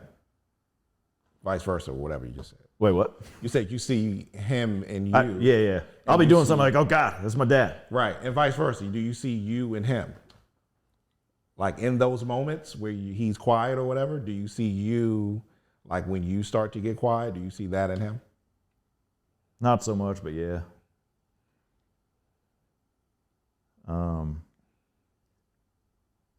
And I want to say something too, because I always got to add this. I don't know if he's going to say, but let me cut you off for a second. I love your relationship with your dad, bro, and your moms too. The way you highlight them, and you've done that, and I've even seen you out with them before. I even think when they came as a dude who lacked that. Yep. I appreciate that relationship, man, and you being an example of your family and representing the Roses to the fullest and loving your parents, man, and being shameless about that shit. That resonates. And I just wanted to say thank you to you and to them for that. Yeah, no, I appreciate that. And I'm aware of them and how much I love them and how much they've meant to me. Real quick, so my mom is the 180 from that emotionally. Like she'll cry every time we hang up the phone. Yeah. Not that extreme, but pretty close. Yeah. Mama Sue? I'm going to say Mama Sue. Sue Rose, yep. That was two. It was corny. the best mom you could ever have. Yeah, that's where my mom and dad's dynamic was that too. Like my dad was a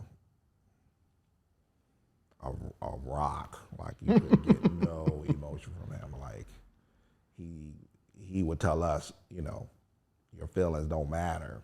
You got to do what you got to do. Your feeling, which is how he got through, right? It ain't the best. You know what I'm saying? It caused a lot of issues with me, but it's how he made it through. He had to, because it was a different time. Anyway, Their lives were different, yeah. lives, that's just he dealt with a lot of other stuff to be able to be whatever. But my mom, conversely, is a completely emotional being. Like she moves and flows. She moved and flowed through her emotions, and she was loving, and same thing. It was a emotional, like there was hugs, there was, she loved everybody. She loved everything. She was just love. That's what she was. And that dichotomy, I see both of those in myself.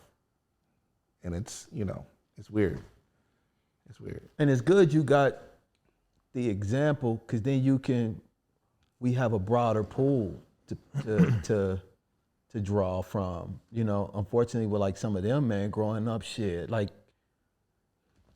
we're creating, your kids are probably gonna have a different kind of way of navigating and moving in the world based on, what your composition of, which is a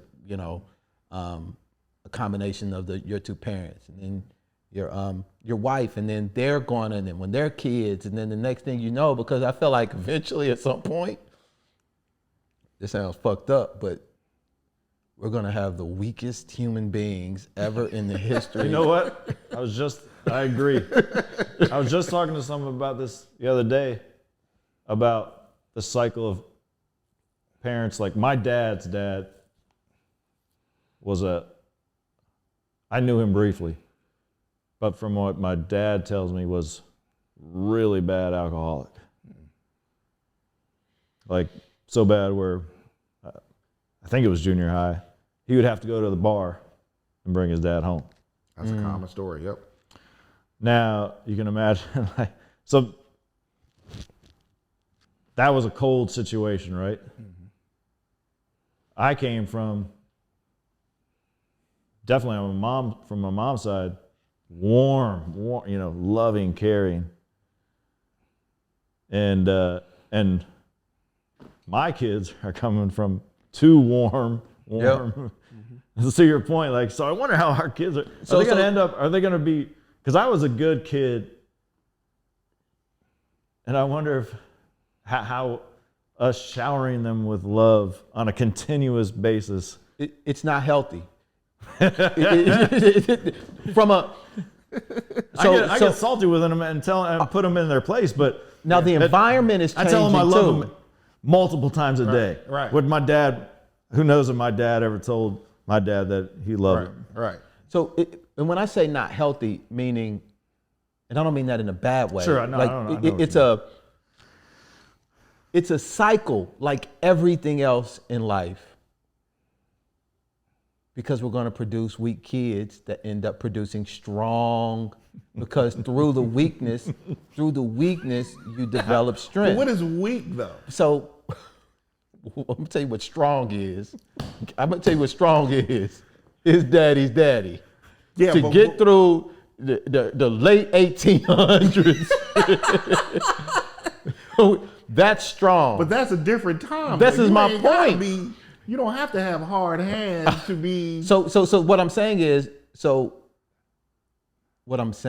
that the conditions create the individual, and you can create conditions for an individual and then the individual have to change and create the conditions.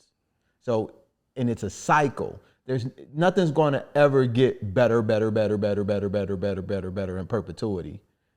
The goal is to do the best that you can when you can, and in the pursuit of doing that, you create a cycle. You just create a cycle, because Hopefully it's a cycle that moves like this, though. it will. You know, That's it. A spiral up, or because even you can go up so far, you feel like you're going, but the universal shit. But I don't think that. We're obviously evolving from a physical to more of a mental and all of those kinds of things. Yeah. So problem solving and, you know, using your brain and mind and, you know, emotional and mental aptitude, blah, blah, blah, blah, blah, all of that shit. We're using different tools. Right. But the kids now, they don't have a strong connection with certain things, but they're going to develop more problems that are going to create weak elements that they have to grow from. I understand that, but I'm saying, like, I think that because the tools are the tools are different, that that people have to adapt, right? So I don't have to raise a son that knows how to break rocks with a brick. But they don't adapt.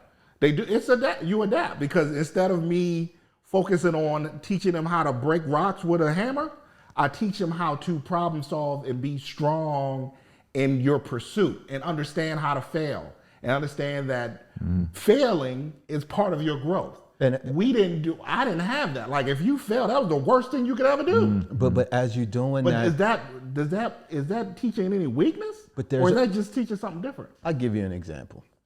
You're gonna do all of that, right? A meteor comes and hits all of this bullshit and there's no electricity. How many people gonna die in the first year because they don't know how to build a house and get water from the place? So all these thoughts and brain power and all of this old shit that we got, that's going. Now you go to Papa Rose. When that shit come, he gonna be a hard dude. He gonna be at the bar, but guess what he gonna be able to do too? He gonna know how to make some shit. I'm not saying he's good. He prefers that, but he would excel. He would and he would be very happy. So what I'm saying is in the pursuit of improving efficiencies in this area, because you can't be strong in all things, we're getting more and more disconnected from base level survival shit, because we're spending so much time getting in our emotions and connecting with things and how we feel and all of that. When you building a house for your wife because that's all you can do, you ain't got time to be worrying about your feelings. You got to put a roof over the head. It's all that I'm saying. So as we do that, we're going to come to a point where those base level skills are going to be needed, but we're gonna have a lot of thinkers. We're gonna have a lot of people who connected to their feelings, but they can't start a fire.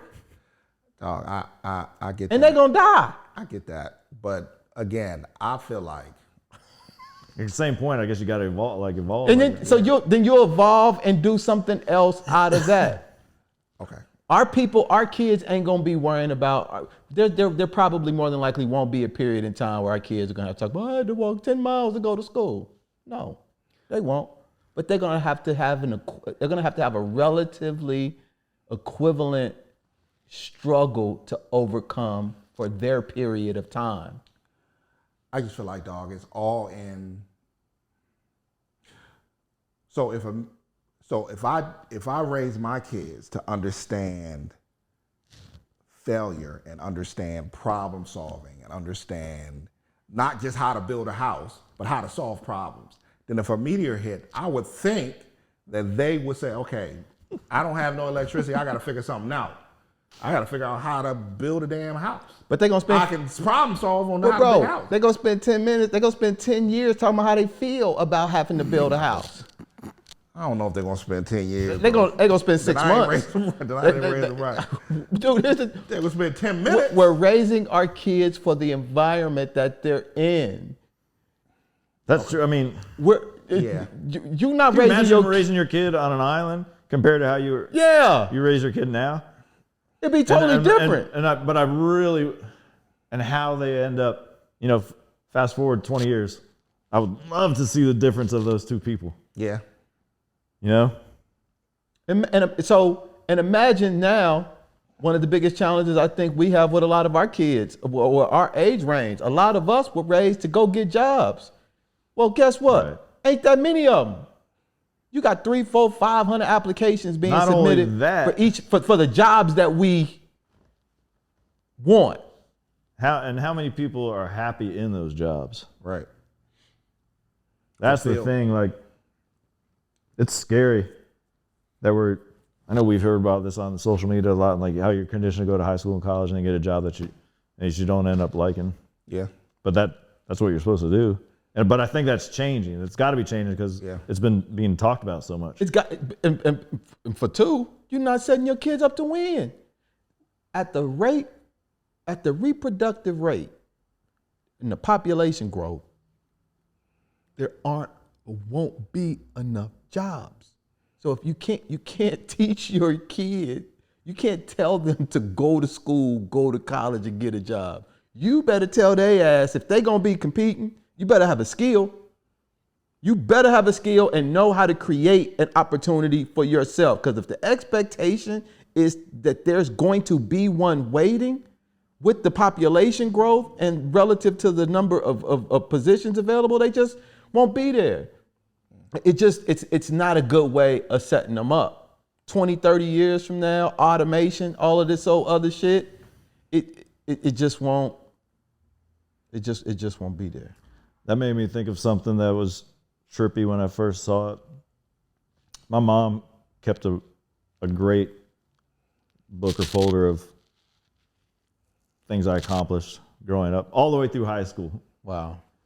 Big folders of papers, pictures, accomplishments.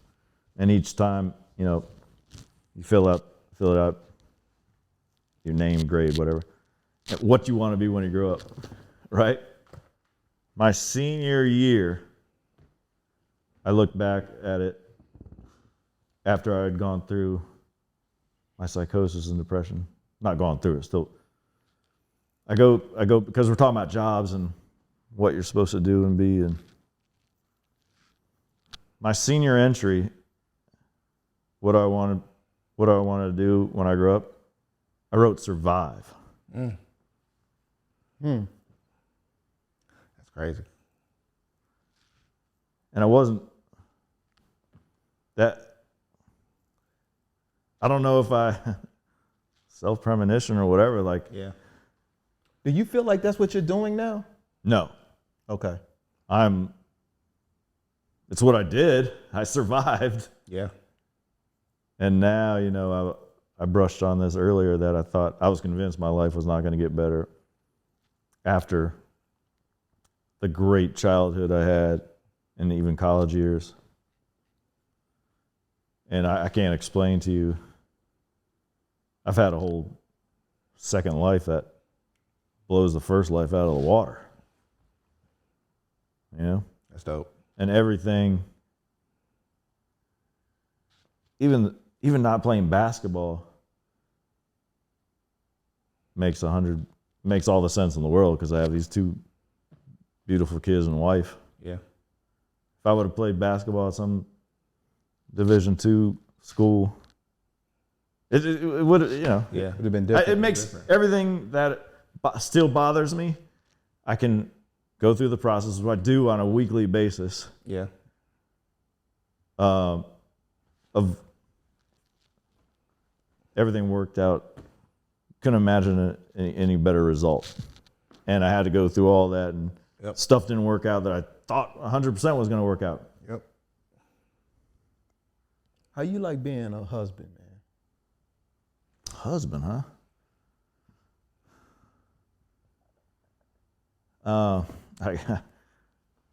It just caught me off guard because I've just been in father mode, through this discussion, and but I guess great. I mean, me and my wife,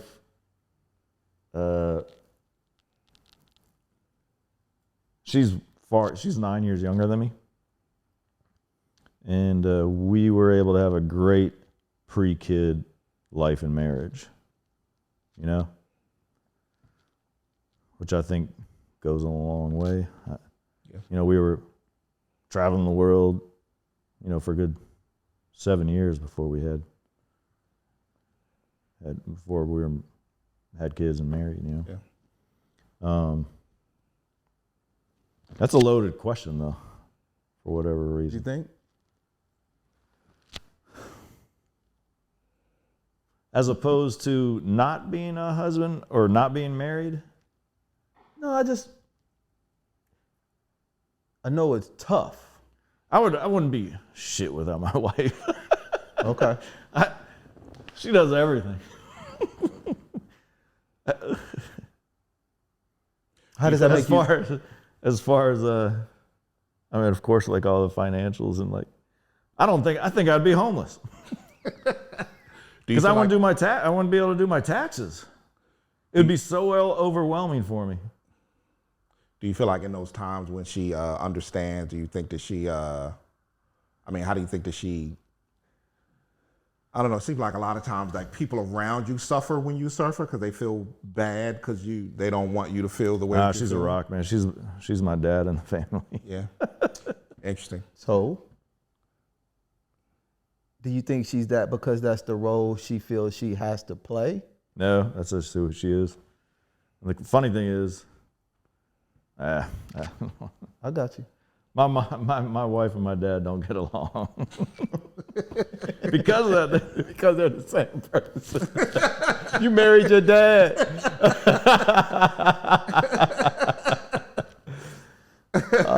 Papa Rose. They love each other and respect each other. Yeah. And pretend to hang out and have a good time, but deep down they're too different. That's funny. Or they're the exact same. Yeah. How long you been married? Coming up on my 13th anniversary. When is the day? May Jordan. May 23rd. Nice. Hey, Jordan. You say Happy Jordan Day every day, every month. Every month. She was born on January Jordan. Nice. My MFA show is April Jordan. Today? Isn't that today? Yesterday. Yesterday. But I don't know how long this is going. We could probably talk forever. But I do want to come back at some point and talk more about culture and cultural influence on me, and where we were going with feeling natural in that environment, and what I've talked to my boy's mom. I've tried a few times. I want to sit down with her. She's an older black lady, and just talk about feeling natural. I don't know. Does it have to do with the soul? Nah, it's just, we talk about this shit all the time. This whole race thing is really a trick bag game. I think there are deeper connections. A lot of times we connect to people on a cultural level. That race thing it's just something that's put on us, right? Sure. Connections on a cultural level is connections through. Take kids. Kids are a great example. I know I've Exactly. said before, but kids don't. They don't care. don't And see- all the they don't even culture see- is what people do. And what they have in common. Yeah, But like what do you do? Like that's a part of your culture. So what people generally, what we define as actions is how people talk, dance, music they listen to, food they eat, what people do. Yeah. And so when we're talking about connecting to culture, you're just really talking about connecting to what people do. And what you do. And and sometimes what I feel you're connecting, what you're describing, you're connecting to is the rhythm. I feel like there's a certain rhythm that exists and a certain energy and a tone that just doesn't exist.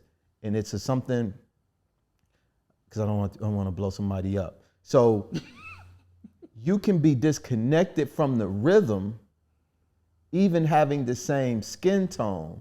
And when you're disconnected from if you have little familiarity if you have little to no familiarity with the rhythm, it can come off as something different.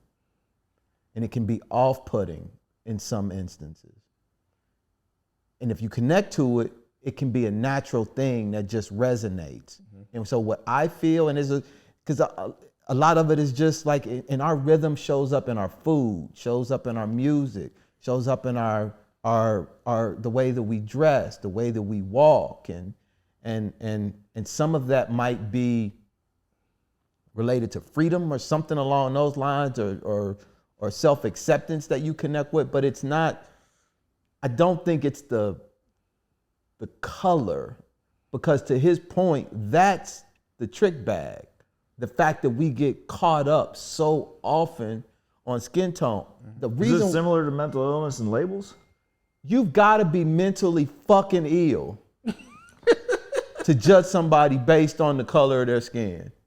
It is. You literally have to. Yeah. And I think racism is a mental illness so common that we don't even call it an illness anymore. To your point, that label, once you believe in a label that you like, if you're a kid and somebody says you have ADHD and you fall into that line, like it's so hard to come out of that. You lean on that label. You become more that thing than you would have if nobody told you that that's what you are dealing with. If they just described it and said, hey, you're having problems with X, Y, Z, this is how we're gonna navigate this.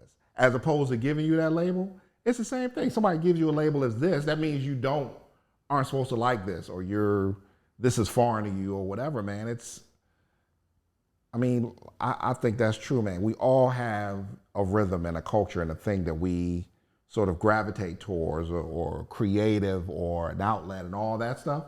And when we find a common, like a tribe that does that, you're just connected to it. Regardless of, again, we've been around DJs, artists, all that stuff of every kind of hue, and it never matters. It's never mattered. And the only reason it matters, we're not blind, right? So it matters to the degree that you get to acknowledge the person. It bothers me when people say they don't see color. Like, no, that's not the path to you gotta acknowledge it. It's like me saying you don't wear glasses. Like, I'm gonna sit up here and hold up something here. Oh, I don't see glasses. Like, you can't read it, idiot.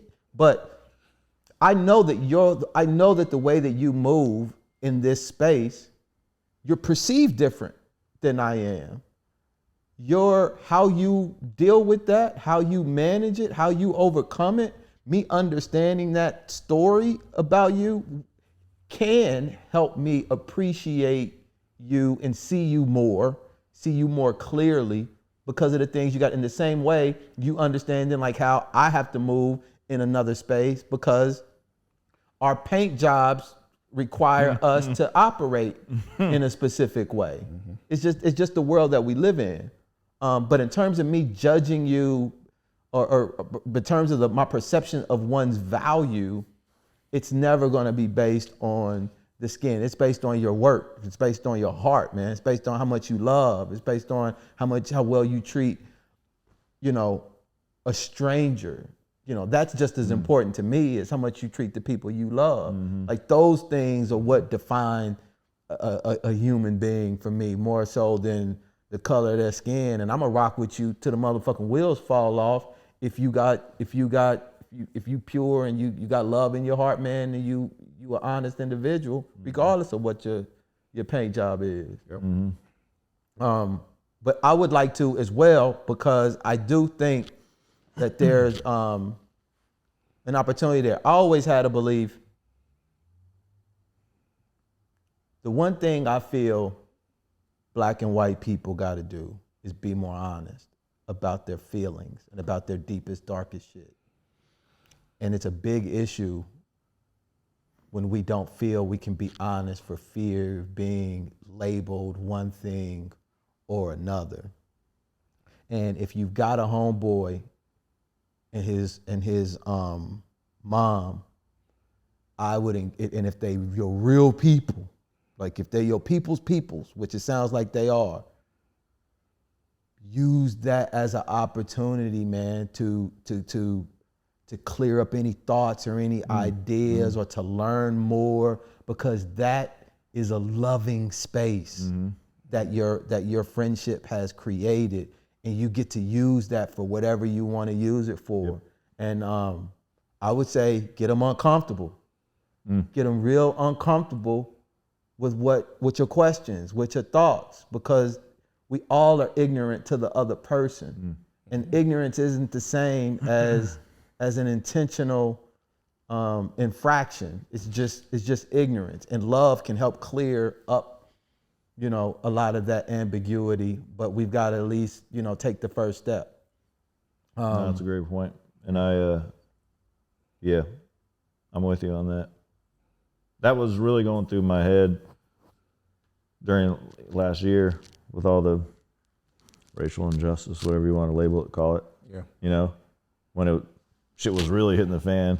And of course it's been hitting the fan forever. Yeah. But it was okay to acknowledge it and talk about it. Or things were so bad that even work was talking, like. Yep. But I thought about talking with them about what I can do, to help the situation, or just have a conversation about it with them. Yeah. And if you didn't ask me, but I'm gonna tell you what I think you can do is be honest about your feelings and share them with people and give them an opportunity. And because most of the work that you have to do as a white man ain't with black people. Yeah. It's with moms and pops and uncles and aunties and Thanksgivings and all of those kinds of shits. That's where your work as a white man is, and with your daughters, and with, we're good if white people left us the fuck alone. For the most part, we'd be relatively cool. We got a gang of shit we need to get right, bro, as people. But our most valuable allies are the ones that are doing the work and looking real fucking weird to their people. In their spaces. Because it's real easy to come over here, not to say you're doing it, but it's real easy to come over to, I don't want to say the lines, it's real easy to associate and connect, but we're not at y'all dinner table and hearing this shit and seeing this shit, and that doesn't mean people necessarily go in those spaces and blowing up the spot, but because all of it's got to be with love. But I guess I'm saying that to say, most of all 99% of your work is on that side of the house. And then just coming back to us and being like, hey man, I don't really get why. I would love for a white person who I love and respected that came to me and be like, man, why do black people do this? I just don't fucking get it. It gets weird to me. Like, why are y'all still talking about this shit after so long? If that's how they really felt, maybe I could come back to them and offer up a counterpoint or just share and open up. But what happens in most cases is that thought that they're concerned about being viewed as a non-ally never gets shared, so it never gets challenged, and subsequently never gets taken back as a seed onto their side of the house where it can really grow and be planted in other areas and grow into something else. Because if you're feeling it or thinking it, then that means somebody else on your side is, and you've got a legitimate disconnect or with that you could clear up because you've got a relationship. If 75% or more only hanging, working around, chilling with white people, they ain't even got the connection that you have. So use that to clear up any bullshit that I come off looking real weird to white people, man, because I got a lot of weird motherfucking questions that I ask. I don't ask them at work, but I ask them in safe spaces just to try to understand. Same with Jews, same shit that we do with transsexuals and these other communities. I don't understand some of this shit. I just don't. So I would hope to, if I develop a friendship or a connection with somebody and I feel safe enough to be like, why y'all gotta change y'all fucking gender, yo? I just don't get it. I don't get it. I would use that relationship as an opportunity to just be like, hey man, just be you. Why you gotta change all this other shit? But I ain't there yet. I rambled, my bad.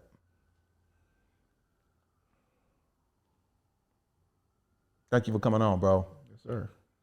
How you feel? Great.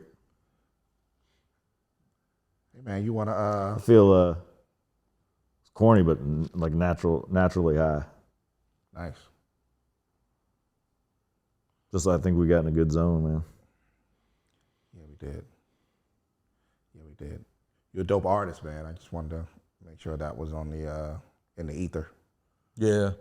Appreciate it. So you gonna start DJing somewhere? Nah, I just got I was telling you about the gig at Monroe Street Market. I'll be spinning records. Like I'm gonna take my turntables, spin like actual. You gonna do vinyl? Yeah. Where is Okay. Monroe Street Market, Arts Walk. It's basically Brooklyn. Okay, yeah. Right by Brooklyn Metro stop. Yep. Like you go up, you get out of the Metro and go left up those steps towards CUA. Yeah. When is this? CAU. CAU. Saturday mornings, but I think it's 14th. Okay. But anyway, I'm going to be spinning records at the same time. I'll be able to sell some art or display art. Yeah. You're welcome to buy it. But it's been I was telling James, it's been a great catalyst to start. I've been producing art like this all week, and it's been great. And it's so beautiful because most of the people we have here, they do a lot of different things, and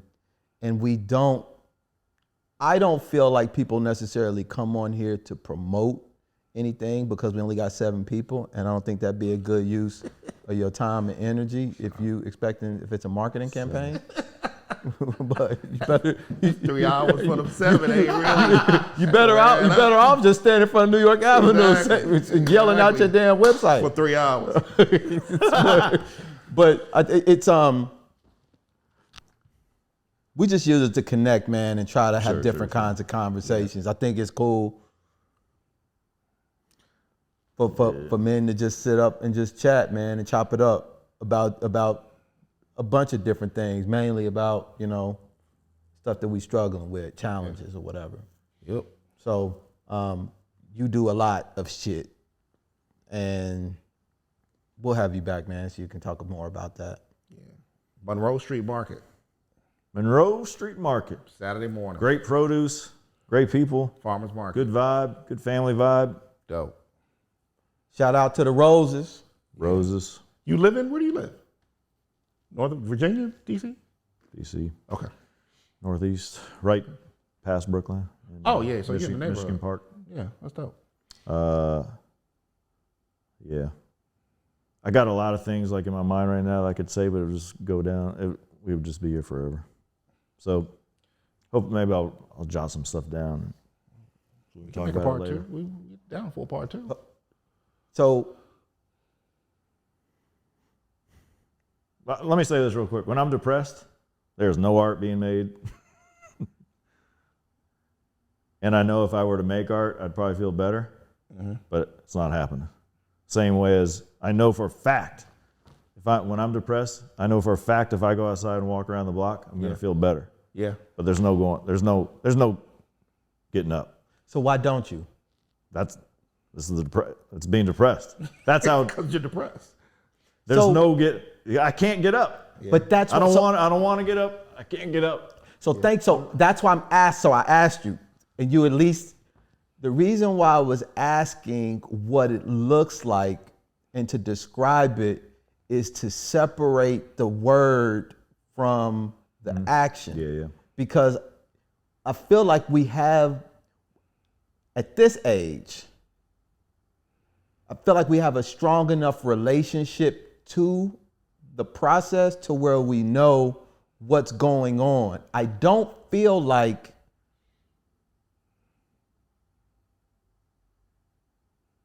depression starts before it's depression, before it's the word. And the reason why I was asking you is because, like, for me, when I said it was starting slow, I'm starting to I'm seeing the common threads in the loop. I don't call that depression, but I know that, so I describe what depression feels like, and then I monitor patterns that reproduce that feeling, and I have a strong enough relationship to it to where I know what the fuck I need to do to suspend or to stop the patterns, and then I choose whether or not I want to do it. So to the point that you make, I know that I know. So here's, you just said it. I know that I can go outside and feel better, and I don't. It's not even an option. Right. I'm not doing But it. you're choosing it. Yeah. There's definitely times where I'm not fighting this right now. You know? And that's so. Yeah. And that's okay too, because this is where I feel like the power. Let me rephrase it, and I think this is important. I'd rather we talk about this. I'd rather we just do this and just say fuck the other shit. No more coasters? The relationship is to that conversation. You get to not go, but you don't get to say you don't know why. Wait, say it again. You get to not move, but you don't get to say you don't know why. Oh, right. You know why. You're just choosing not to. Well, you're not just. It's literally that simple. Before, bro, I didn't know why. Yeah. Before, I didn't know why. That's a scary place to be. That was scary as a motherfucker. Right. So, and what I think is helpful to people who don't know is that there's a path. You can figure it out. I figured it out. He's figured it out. He knows what he needs to do. He just doesn't do it with love. I'm saying this with love. Sure. Before, I didn't know. I had to bump around so much. I had to be in the dark for so goddamn long. Yep. I had to talk to so many fucking idiots about my feelings, and trying to figure stuff out to where I've developed tools. I know what the tools are. It's like saying I got a hammer, bro. If you separate the you and all of the other stuff and look at it in a very basic, if you had to nail a picture up on the wall and you needed a hammer and you got a hammer in there and yet and still you go and try to use your hand, that's you. That's not the hammer. Now, I'm not gonna sit up here and look at you crazy for choosing to use your hand, but I'm gonna ask you, why you using your hand, bro? You got a hammer right there. Maybe me asking you why you're doing it that way will help you ask yourself, why am I doing this way when I want to hang this picture? Because sometimes we just want to be in the shit. And that's ultimately where I think the conversation for me inside my head. Sometimes I just want to feel like shit. Flat out. I ain't got to call that depression. I ain't got to call that nothing. I just literally feel like feeling like shit. So I'm going to feel like shit for a minute. I'm going to tell my lady I feel like feeling like shit, and I'm just going to move in this way. That's where the communication is very important. Yeah. Because then if you're feeling like shit and not telling someone. Yeah. Yeah, that's a different thing too. But if you know walking around the block makes you feel better. You know doing the art shit makes you feel better. These things we know. So the real question is, why are we not choosing that? That has nothing to do with depression. That's a different conversation, bro. Nah, I don't know. To me, the depression is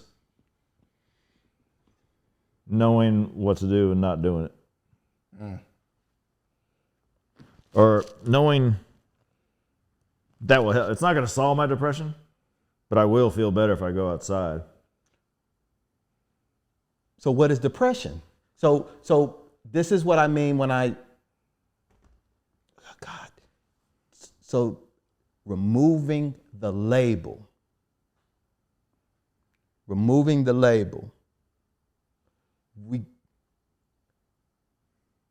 It's not about making it going away. I feel like all this shit is just a part of life. This is what I tell myself to make sense of the shit. Highs is highs and lows is lows. Kids don't like fucking sitting still. In the 3rd grade, they like running around. You're not gonna call my kid ADHD because he likes running around. So, life is hard. We don't necessarily always, I feel like through life, we develop tools. We acquire tools to help. The mental thing is real. The inability to manage and to know what we need is real. But there are some of us who have a strong enough and who have developed a strong enough relationship to ourselves that know. So I don't think it ever goes away. I think we just get better at managing it. And I don't think there's anything wrong with that. Because the same dial that we turn this way, we get to turn the other motherfucking way too. And I thank God for the dial, because I get to tap into people's emotions. I get to tap into feelings. I get this intuition when somebody needs a call, when somebody needs to be connected to. I know when some shit's going on or whatever. So that dial works both ways. And in knowing that, I also know that I just move through it. It's not something that, because I get to not be okay. That's a choice. I get to not be okay. So when you're not okay and you look over at your wife, right? Okay, let me say it a different way. If your house was on fire, Right, I'm out of there. and you knew that you had to leave, but you were depressed, Right, in that moment, you wouldn't be like, I ain't leaving. right. You'd be like, I'm out this motherfucker. You walk around the block then. No, you're totally right. So It's motivation. If you were to say I would just sit in that motherfucker and let the roof just cave in on me, then I'd be like, okay, that's a different thing. But we know if we, and I'm not saying this to minimize, by the way, anything that you're saying about your relationship to this stuff. What I feel like what I'm trying to do is to highlight a different perspective of the relationship with your choice. Like you're choosing. Yeah. That. I guess it comes down to fight it or choose it. I choose to fight it so much that sometimes I just give. I'm not like, I choose not to fight it. Well, I mean, don't fight. Sometimes, I don't. Sometimes you go through, right? And you just go through it. However you choose, however you go through it, that's how you go through it. Sometimes we get up and go outside. Sometimes we talked about this before. Sometimes I got to take care of plants. I got to do something. I got to get moving. I got to get my mind in this motion to start me to understanding that I'm going through this thing, right? Some of us decide that we're just going to go through it in these quiet spaces. And that's okay too. But I mean, some of us decide that we're going to walk around the block. Some of us interchange all that shit and however it needs to be interchanged. But there's a choice involved because you choose not to do anything. I choose to go through this sitting right here on this goddamn couch, doing nothing, being quiet. That's how I choose to go through it. But you understand that there's an end to it, or there's a coming out of it, right? And I think that and all this just cut off because I think this is just us talking. The thing that was freeing to me is when I realized that I was choosing it. Mm-hmm. And I was beating myself up for choosing it. Mm-hmm. And having the conversation in my head that says, I know I'm choosing this. I'm just gonna choose it. Like right now, when I said my shit is starting slow, I'm choosing it. I know that I am, but I'm trying to understand why I'm choosing it, as opposed to judging myself for choosing it. I got this shit going on, as I was telling you before, with my lady. I'm choosing it. I'm trying to see, I don't know what the fuck it is, but I know that I'm choosing it because guess what? I know what the fuck I can do. I have my walk around the block equivalent. I have my art equivalent. I have all the things. I got the hammer. I know I can just go and nail the shit up. That is such a blessing, by the way, to be able to know.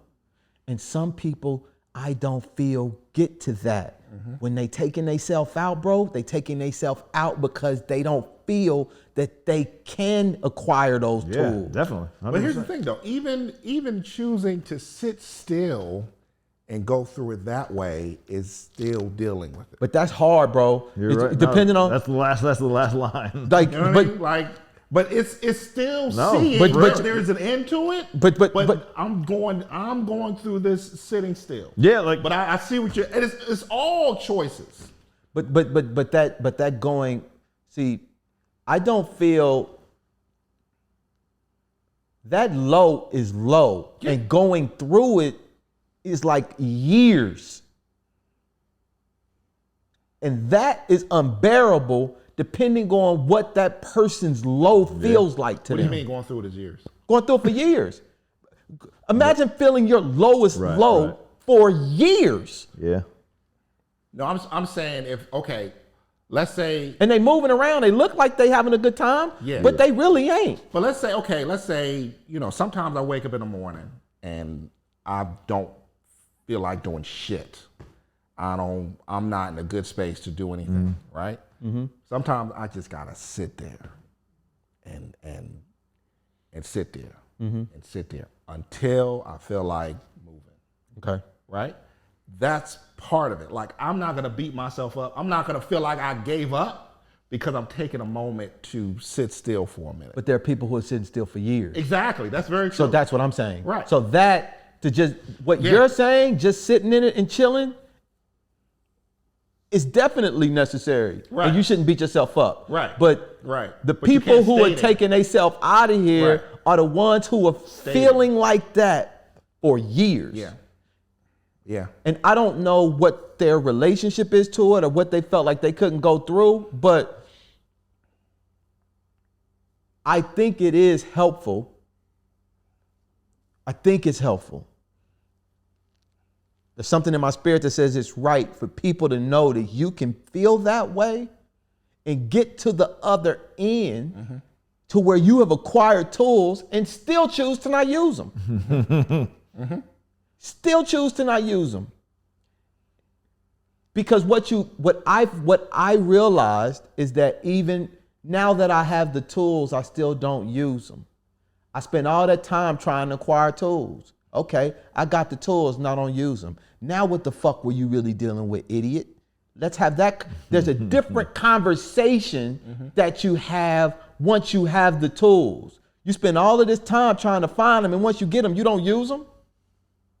The fuck is that about? We got to be honest about that. That's a different question than trying to get them. Even when we going and taking pills. When we go and we were getting, when a doctor, let's say I did take the pills that the doctor gave me when I was 31. I wouldn't have fucking kept them. I was trying to do some other shit. I'm having a whole different kind of, I'm having something totally different take place up here because a lot of us are finding the tools and still choosing to not go through with them. I don't think that's depression. I think, and that's why I don't like using the label, because what depression is for me is a mental loop that I don't feel like I can get out of. That's when I say depression, that's what I'm describing that is going on in my feelings and in my thoughts. And so breaking that, knowing how to break it, is that a disruption of depression? Or, because I don't want to walk around here calling myself somebody who suffers from depression. I feel like I'm somebody who suffers from life. Life is fucking hard. And I don't even want to say it's suffering anymore. Because living is a part of living is suffering. So as I'm going through that process of trying to normalize these words and these labels and all of that kind of shit, the more I start to let the fucking words go and just start describing the feelings. And that's why I was kind of a little bit, not forced, I was focused on what does that shit feel like to you? And we get all the way to the tail end for you to say, you know what to do. You know, bro, you just told me. You put an extra burden on your wife. You just said that through your mouth.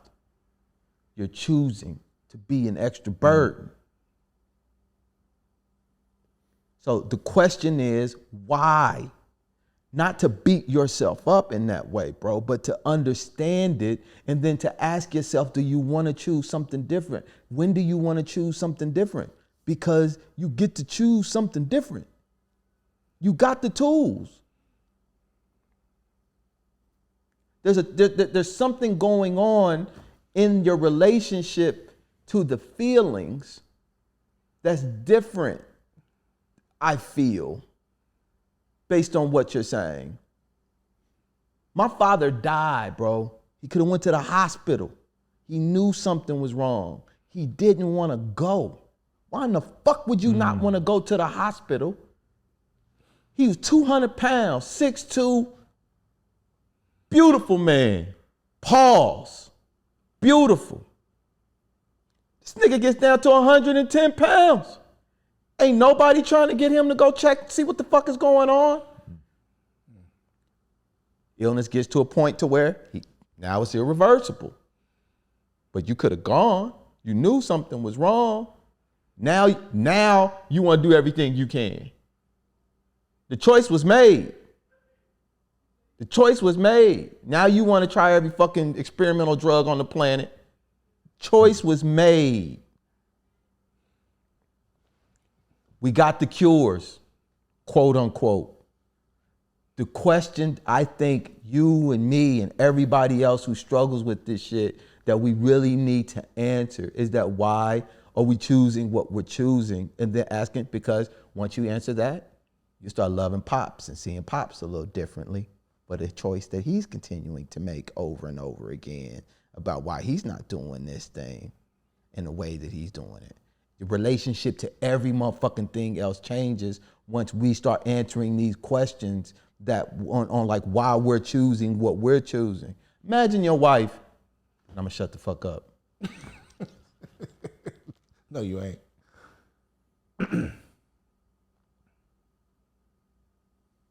Knows that you know. Knows that you know. Imagine if your daughters know that you know that you know. Our kids, imagine if they know that we know.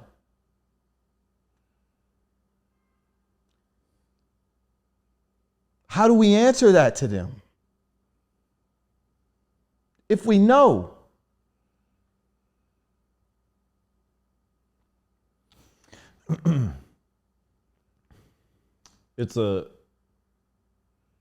When I'm depressed, the weight of that depression is so heavy.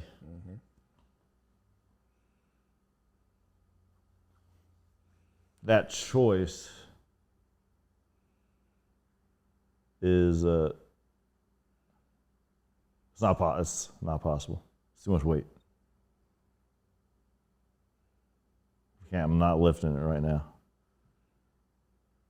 Okay. The house is on fire, I can't lift it.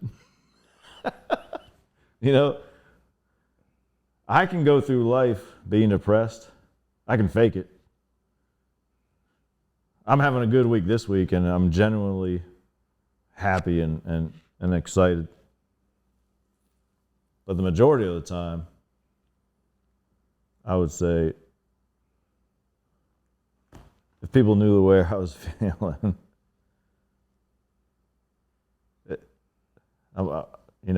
I'm faking. I'm not. I'm just here.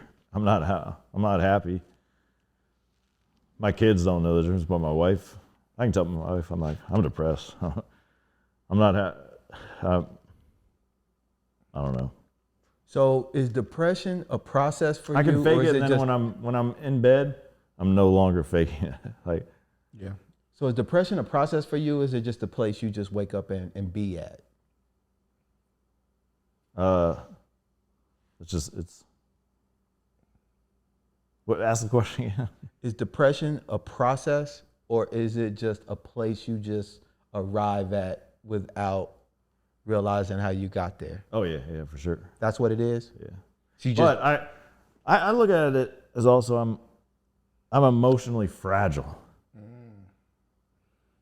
Things can affect me greatly and sway the depression. It can spark the depression, no doubt. And I don't know if that's because I'm already feeling down. Right. Like I take criticism horribly. You know, for the most part. Positive reinforcement goes a long way with me. Yeah. It sounds like a little kid, but if I'm doing my work, doing something, and I get that's a great job, I love it. That can lift that goes a long way with me. And that's wild because you're in a profession that criticism is. I'm talking about graphic design. I'm talking about work. I'm gonna have a much better day if someone compliments the job that I did. Even if I did a great job and no one says it, it's gonna affect me more than it should. you know? Do you feel like, because a lot of times something would remind me of something, and that starts that slow, you know what I mean? And then that's the loop. Like that's that slow loop. So that's way for me is that like, You know what? and it's not even having to be anything bad or critical or whatever. It's just a reminder of something. This is gonna sum up something you can relate to. Almost every DJ gig, majority of the time, have a great time, great gig, even great like feedback. The next day, all I'll be able to focus on is I should have played something different. It's so silly. Yeah, we talk about that a lot. Yeah, or that one person that wasn't dancing. Yeah. In the corner. That or the one was person not, came up and asked you to play something. Right. Like, can you just pick it up? Right, exactly. That one, right. That thing. That Is that a DJ thing or is that a mental health thing? So this is what I'm trying to. There's nothing wrong with this shit, bro. I think if we get in our head so much about it, it makes us feel like it's just us. And it's everybody who think anybody who's halfway good at any motherfucking thing is critical of their shit. Thinks about this is how you get perfection. I think it's the relationship that we have with ourselves when we beat ourselves up for thinking I gave myself permission to feel like shit. I can't even tell you how powerful that is. It takes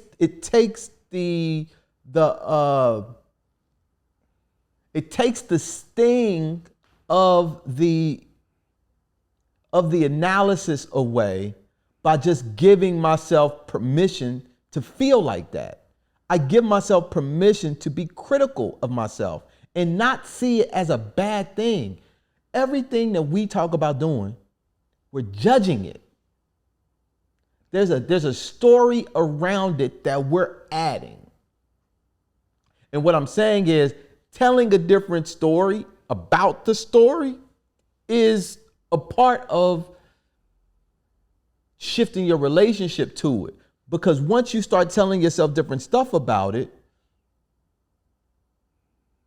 you kind of like just move through it. So yeah, you can have a fucked up feeling or thought about a DJ gig or be, oh damn, I should have did that. Yeah, I should have did that. You're right, yeah, I should have. Okay. Now, am I gonna add the other piece? You suck. Maybe I do say that. But maybe I also say, yeah, I suck, but I'm dope too. Maybe I add two parts to it. But what I hate about myself, and it's every time. I don't know why I decide to dwell on the one negative compared to the 98% greatness. And the one negative really ain't negative. Right. But listen, this is the freeing shit, bro. The negative is true too. Now what? Now what? Somebody at work trying to make me feel bad for fucking up something? Okay. I knew it. Now what? We're telling ourselves stories about the stories. We can change that. If you're critical of yourself, you got to own that. That's a path to the other side. We are trying to reject that shit. And it's almost like we create a fight. We create conflict like this when we're trying to say the other shit. Nah, bro, it's like, yeah, okay. I suck sometimes, but I do some. Do you believe in God? No. Or the universe? Do I believe in the universe? You believe in like universal laws, mathematics, and all that old kind of shit, balance and everything? I'm not good at math. No, I'm not good balance at and math. I'm not good at math. yeah, yin and yang and all of that. yes. That's what I resonate with. And that's what helps me. Believing in principles that I can't see but understand to be true. Right. And I can't be a piece of shit, bro, if I'm not also great. And I can't be great without being a piece of shit. I just get to go between them. And to know that it's easier, and mind you, like, this is shit that I use to help deal with the things that you're talking about dealing with. I think I'm fat, dude. Morbidly obese. When I look in the mirror, I see a fat human being. I hate showing skin. You're saying that for real? For real. It's one of the reasons why I wear long sleeves, bro. It'll be hot in the motherfucker outside, and I'll be walking around here in long sleeves. Every time you see me in something short sleeve, know that I had a conversation that day about being fat.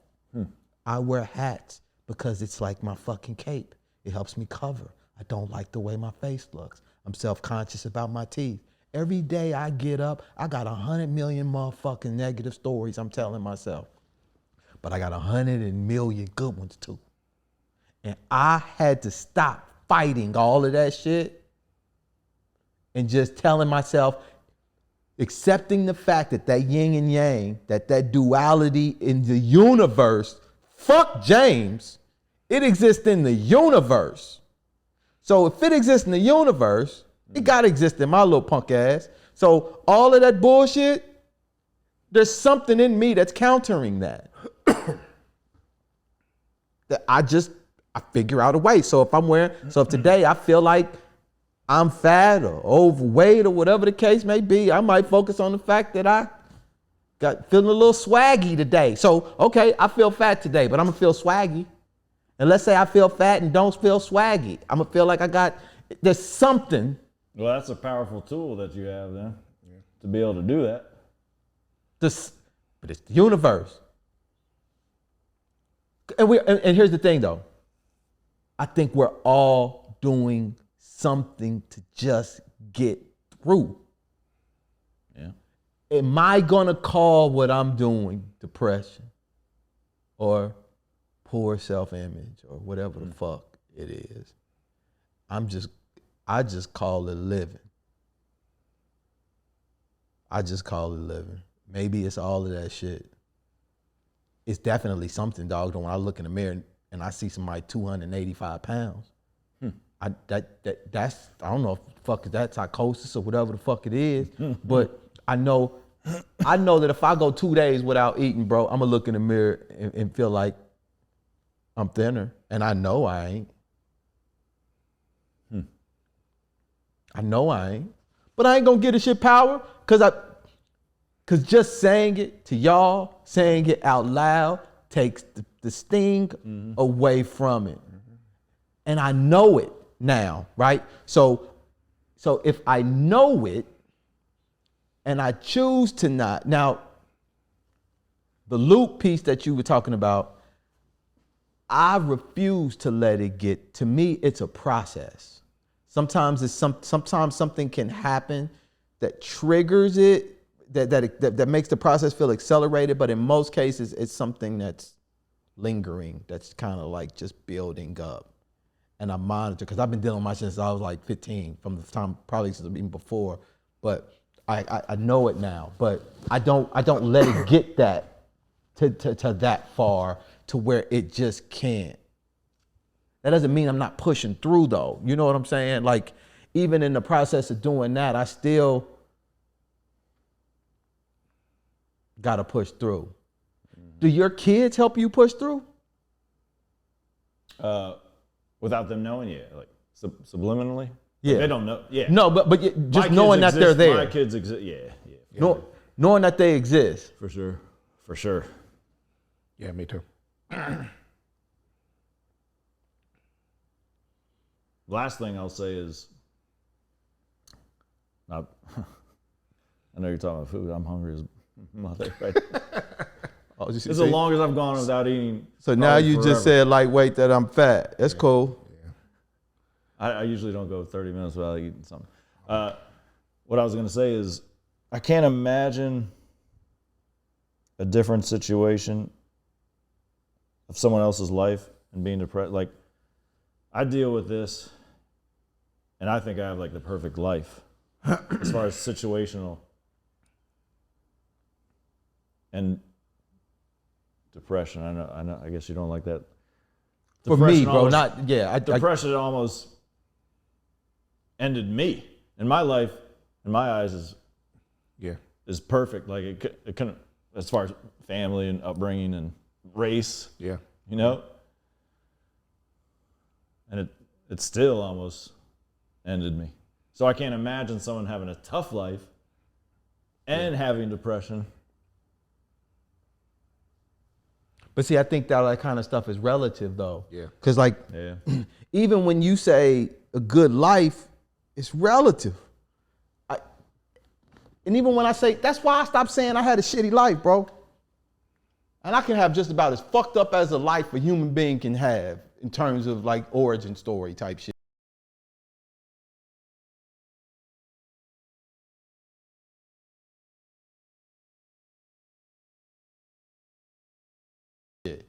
But I don't talk about it like that anymore because it's too relative.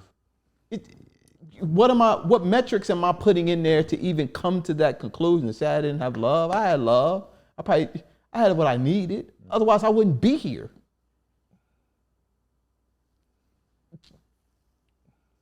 But I'm always, so you can have everything that you feel you needed and still choose something different. Because in life, 1 + 1 ain't 2 when it comes to some of this shit, man.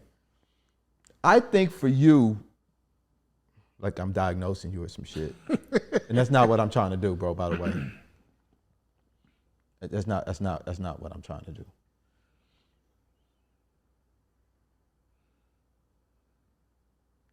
There is a battle inside of our heads. And in the process of battling, we're beating ourselves up. Without a question. We talk about this more than anything on this motherfucking podcast, bro.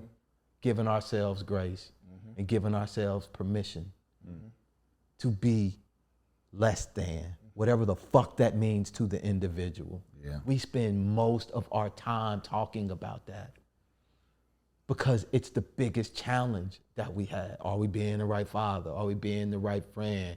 Did we say what we could have said to somebody before they passed away? And it's the story about the stories that create these feelings, that create the loops. Yeah. And it's something about when we just talk about it and we just share it and we describe it to the best of our abilities and get better at describing what the fuck is happening inside of us. Because that's something that I feel like sometimes we think if we talk about depression that we're gonna create depression. And I think sometimes by talking about the shit and describing it, we actually are reducing the power of it. Yeah. Because it's like now, Sure. it's like when we talk about, I tell my woman sometimes, as I'm going off on her, I say, I know I'm acting like a fucking kid. I know I'm being a child. I'm choosing to be a child right now. I'm giving myself permission to do that. Now what? And sometimes I'll say that shit when I'm saying it, and I'll sound like a fucking idiot, and it'll make me not want to do it anymore. And I get better control of my emotions. So I'm trying to own all of these shits that I can in real time. Even when you say to your wife in real time, hey, I'm feeling depressed right now. Like, that's huge. You're owning it in real time, bro. Yep. Like, that's a big, and this is what I meant when I said earlier, so much about what you're doing is healthy. Right.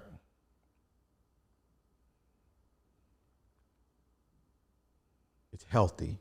Yeah. So if you're telling yourself that you're sick, maybe that's a part of it, but there's also a part implore you to add, which is I got a lot of motherfucking healthy shit that I'm doing. I got a lot of healthy, productive ways of responding to this shit called life that I need to give my motherfucking self a pat on the back for. Yeah. And that creates a different pattern. Yeah. Even if That's it's in what your it mind, comes down to. it creates a different pattern. Because right now the pattern is, you know your pattern. I know my pattern. But once you inject that grace piece and that pat on your back, even if it doesn't, it's not going to be like that, but it starts to create a different pattern how you're looking at it. Because it's there. It's just a matter how you relate to it. We're all probably thinking the same thing. Is there's no way y'all's pattern is as bad as mine.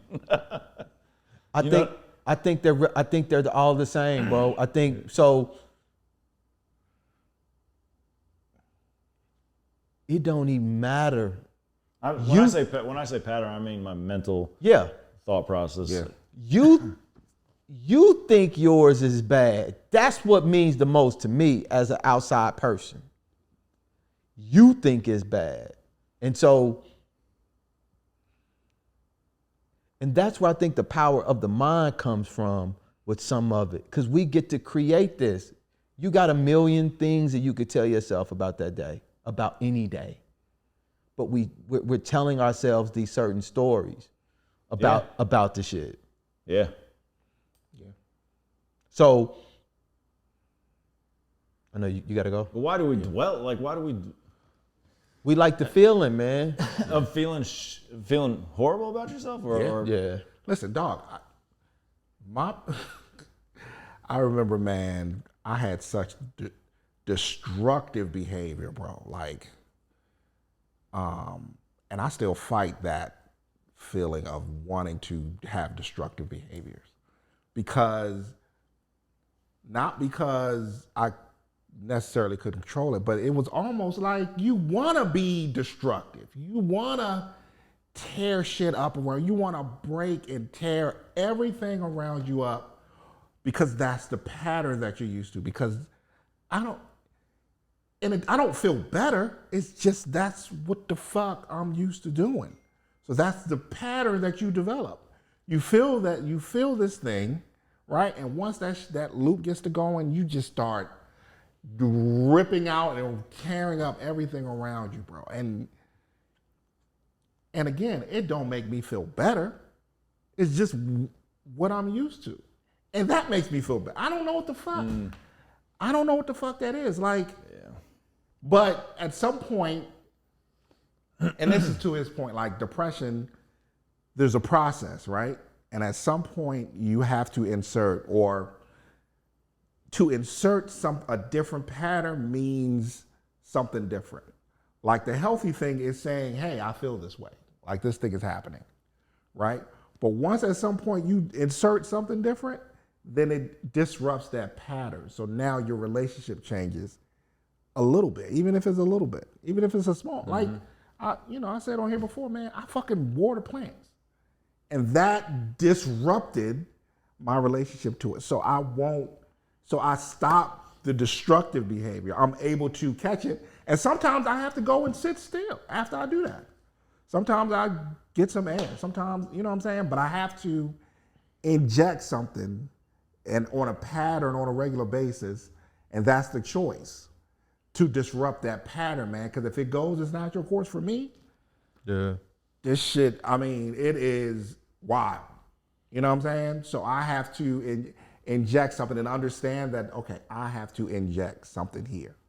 I have to choose to inject, and I have to give myself grace. I have to say, man, I've dipsetted the shit, but I've also fucking Locked the shit. Like, I've also shown up this way, but I've shown up and that's okay. I wanted to, when I was going to therapy, I didn't want to change, if I'm gonna be honest. Yeah. I didn't want to change. Right. What? When I was doing the medication and shit, I didn't want to change. Right. I was too comfortable with the pain. That's what it is. I was way too That's what it comfortable is. with it.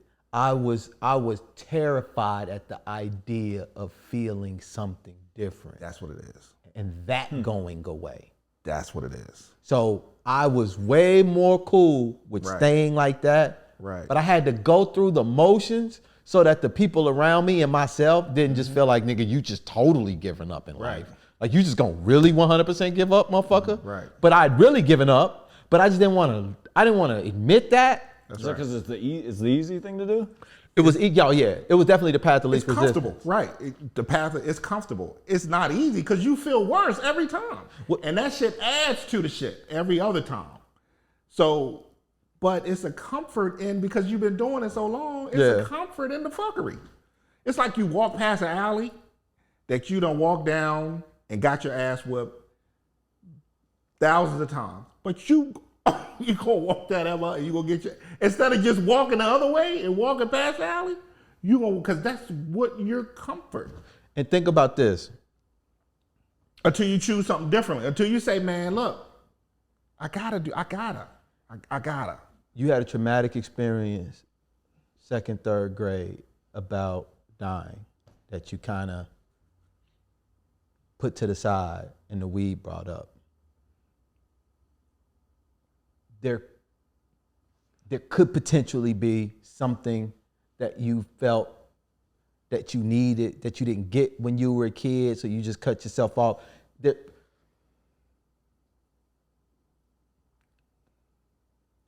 A lot of times we've got to go back before we go forward about certain things. Whatever it is, not to judge it, but to understand it. That's really the key, man. Any pursuit of awareness is to understand, not to judge when it has to do with ourselves. It's a pursuit of understanding. And a lot of times we're doing things that we don't understand why we're doing it.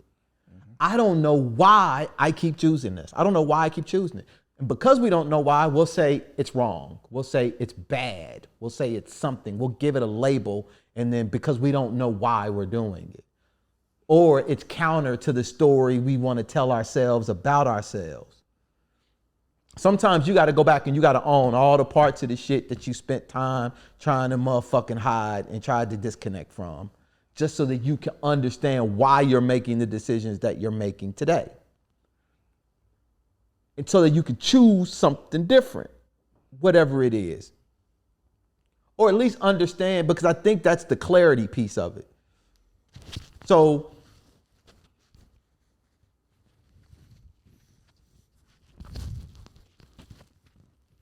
you're choosing, and this is the thing with we are choosing it. So understanding why we're choosing, and this is another universal principle I believe in life, is that we choose in life. Like these are things that we're choosing. We might not know why. None of this shit we know why, bro. Like when you look back in your life, hindsight, it all looks perfect. When you think like all the steps, meeting your woman and having like the shit looks perfectly aligned. And we can't accept that we manifested that. But you did. You did.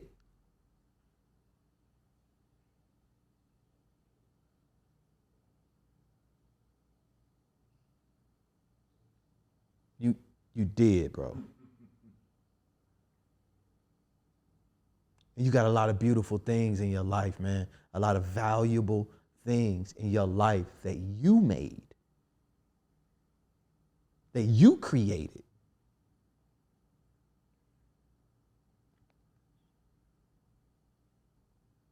That don't fit the negative narrative, man, that we be trying to tell ourselves, bro, about bullshit.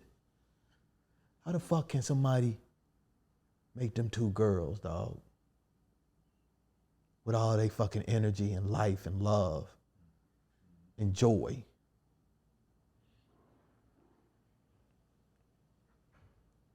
It don't fit. It's like the OJ glove. It don't fit. But you made them.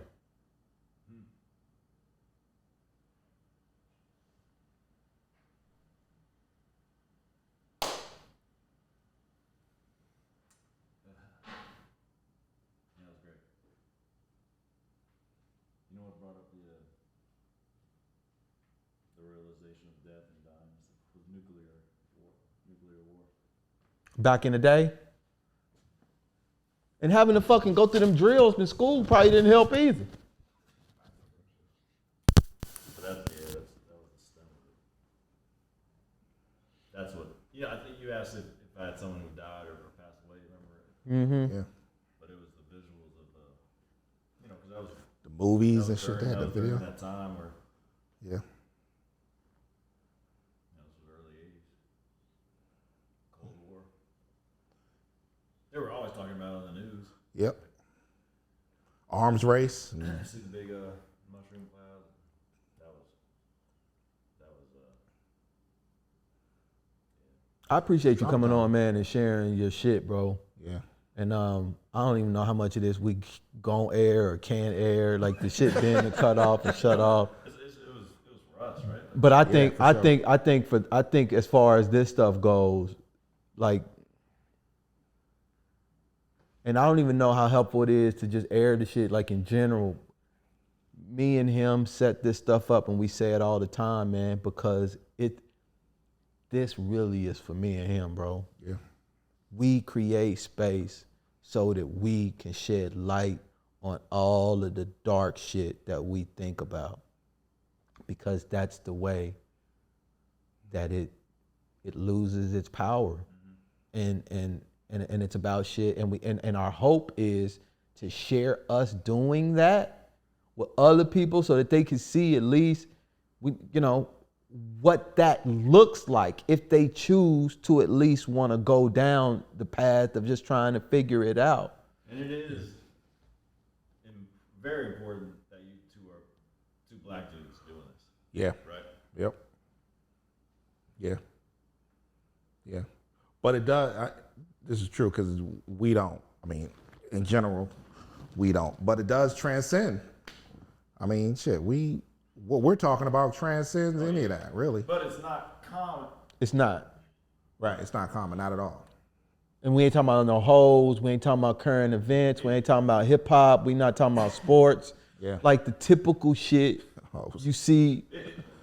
Mental health has a stigmatism. That's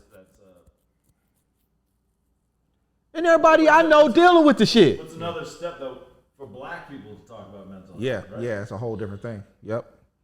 Because we haven't been given the room. Everything we done, we always kept in close because we were never given the room to really to express it on that level. I think a lot of us weren't, but But when you think about him though, and this that's what I is, was gonna say. it's not that nobody in the fucking 1900s, bro, were given the room. Yeah. That was just the time. I don't give a fuck if you was black, if you was white, if you was green. You wasn't given the room. Right. The environment didn't facilitate those kinds of shit, bro. And as a result, people suffered Yep. in silence and passed their form.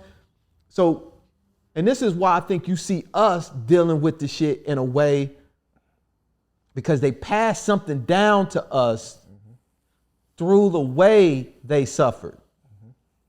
That here, we get to still call these people good parents. We get to still feel love.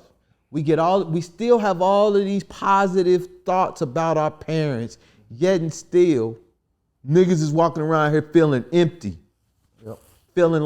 Feeling something deeply missing. That came from them too, along with a lot of the other shit. Like we don't, and the key for us now, as where we are, is that we got babies, right? So how do we not do that to them? Because despite as much as our parents loved us, they passed some shit down. Despite how much they loved us, despite how much they cared. So we got to be mindful of what we passing down to our kids in some kind of way. And a part of that, I feel, is not suffering in silence in a lot of ways. Not necessarily bringing them along for every fucking emotional roller coaster ride that you're on, but at least letting them know and demonstrating what? Managing. Not healing, but managing. Life is hard. That gotta be the motherfucking story. It's just a part, pain and suffering is just a part of life. It's going on fucking trips and doing all of this whole other shit. Yep. It's a pain in the ass. Yeah. So how do we show them? You never saw what managing emotions look like. You either saw your mom feeling hella feelings and your dad not feeling nothing at all. And now we feel like we gotta be operating on one or both sides. No. A healthy adult life is moderating through all of that shit.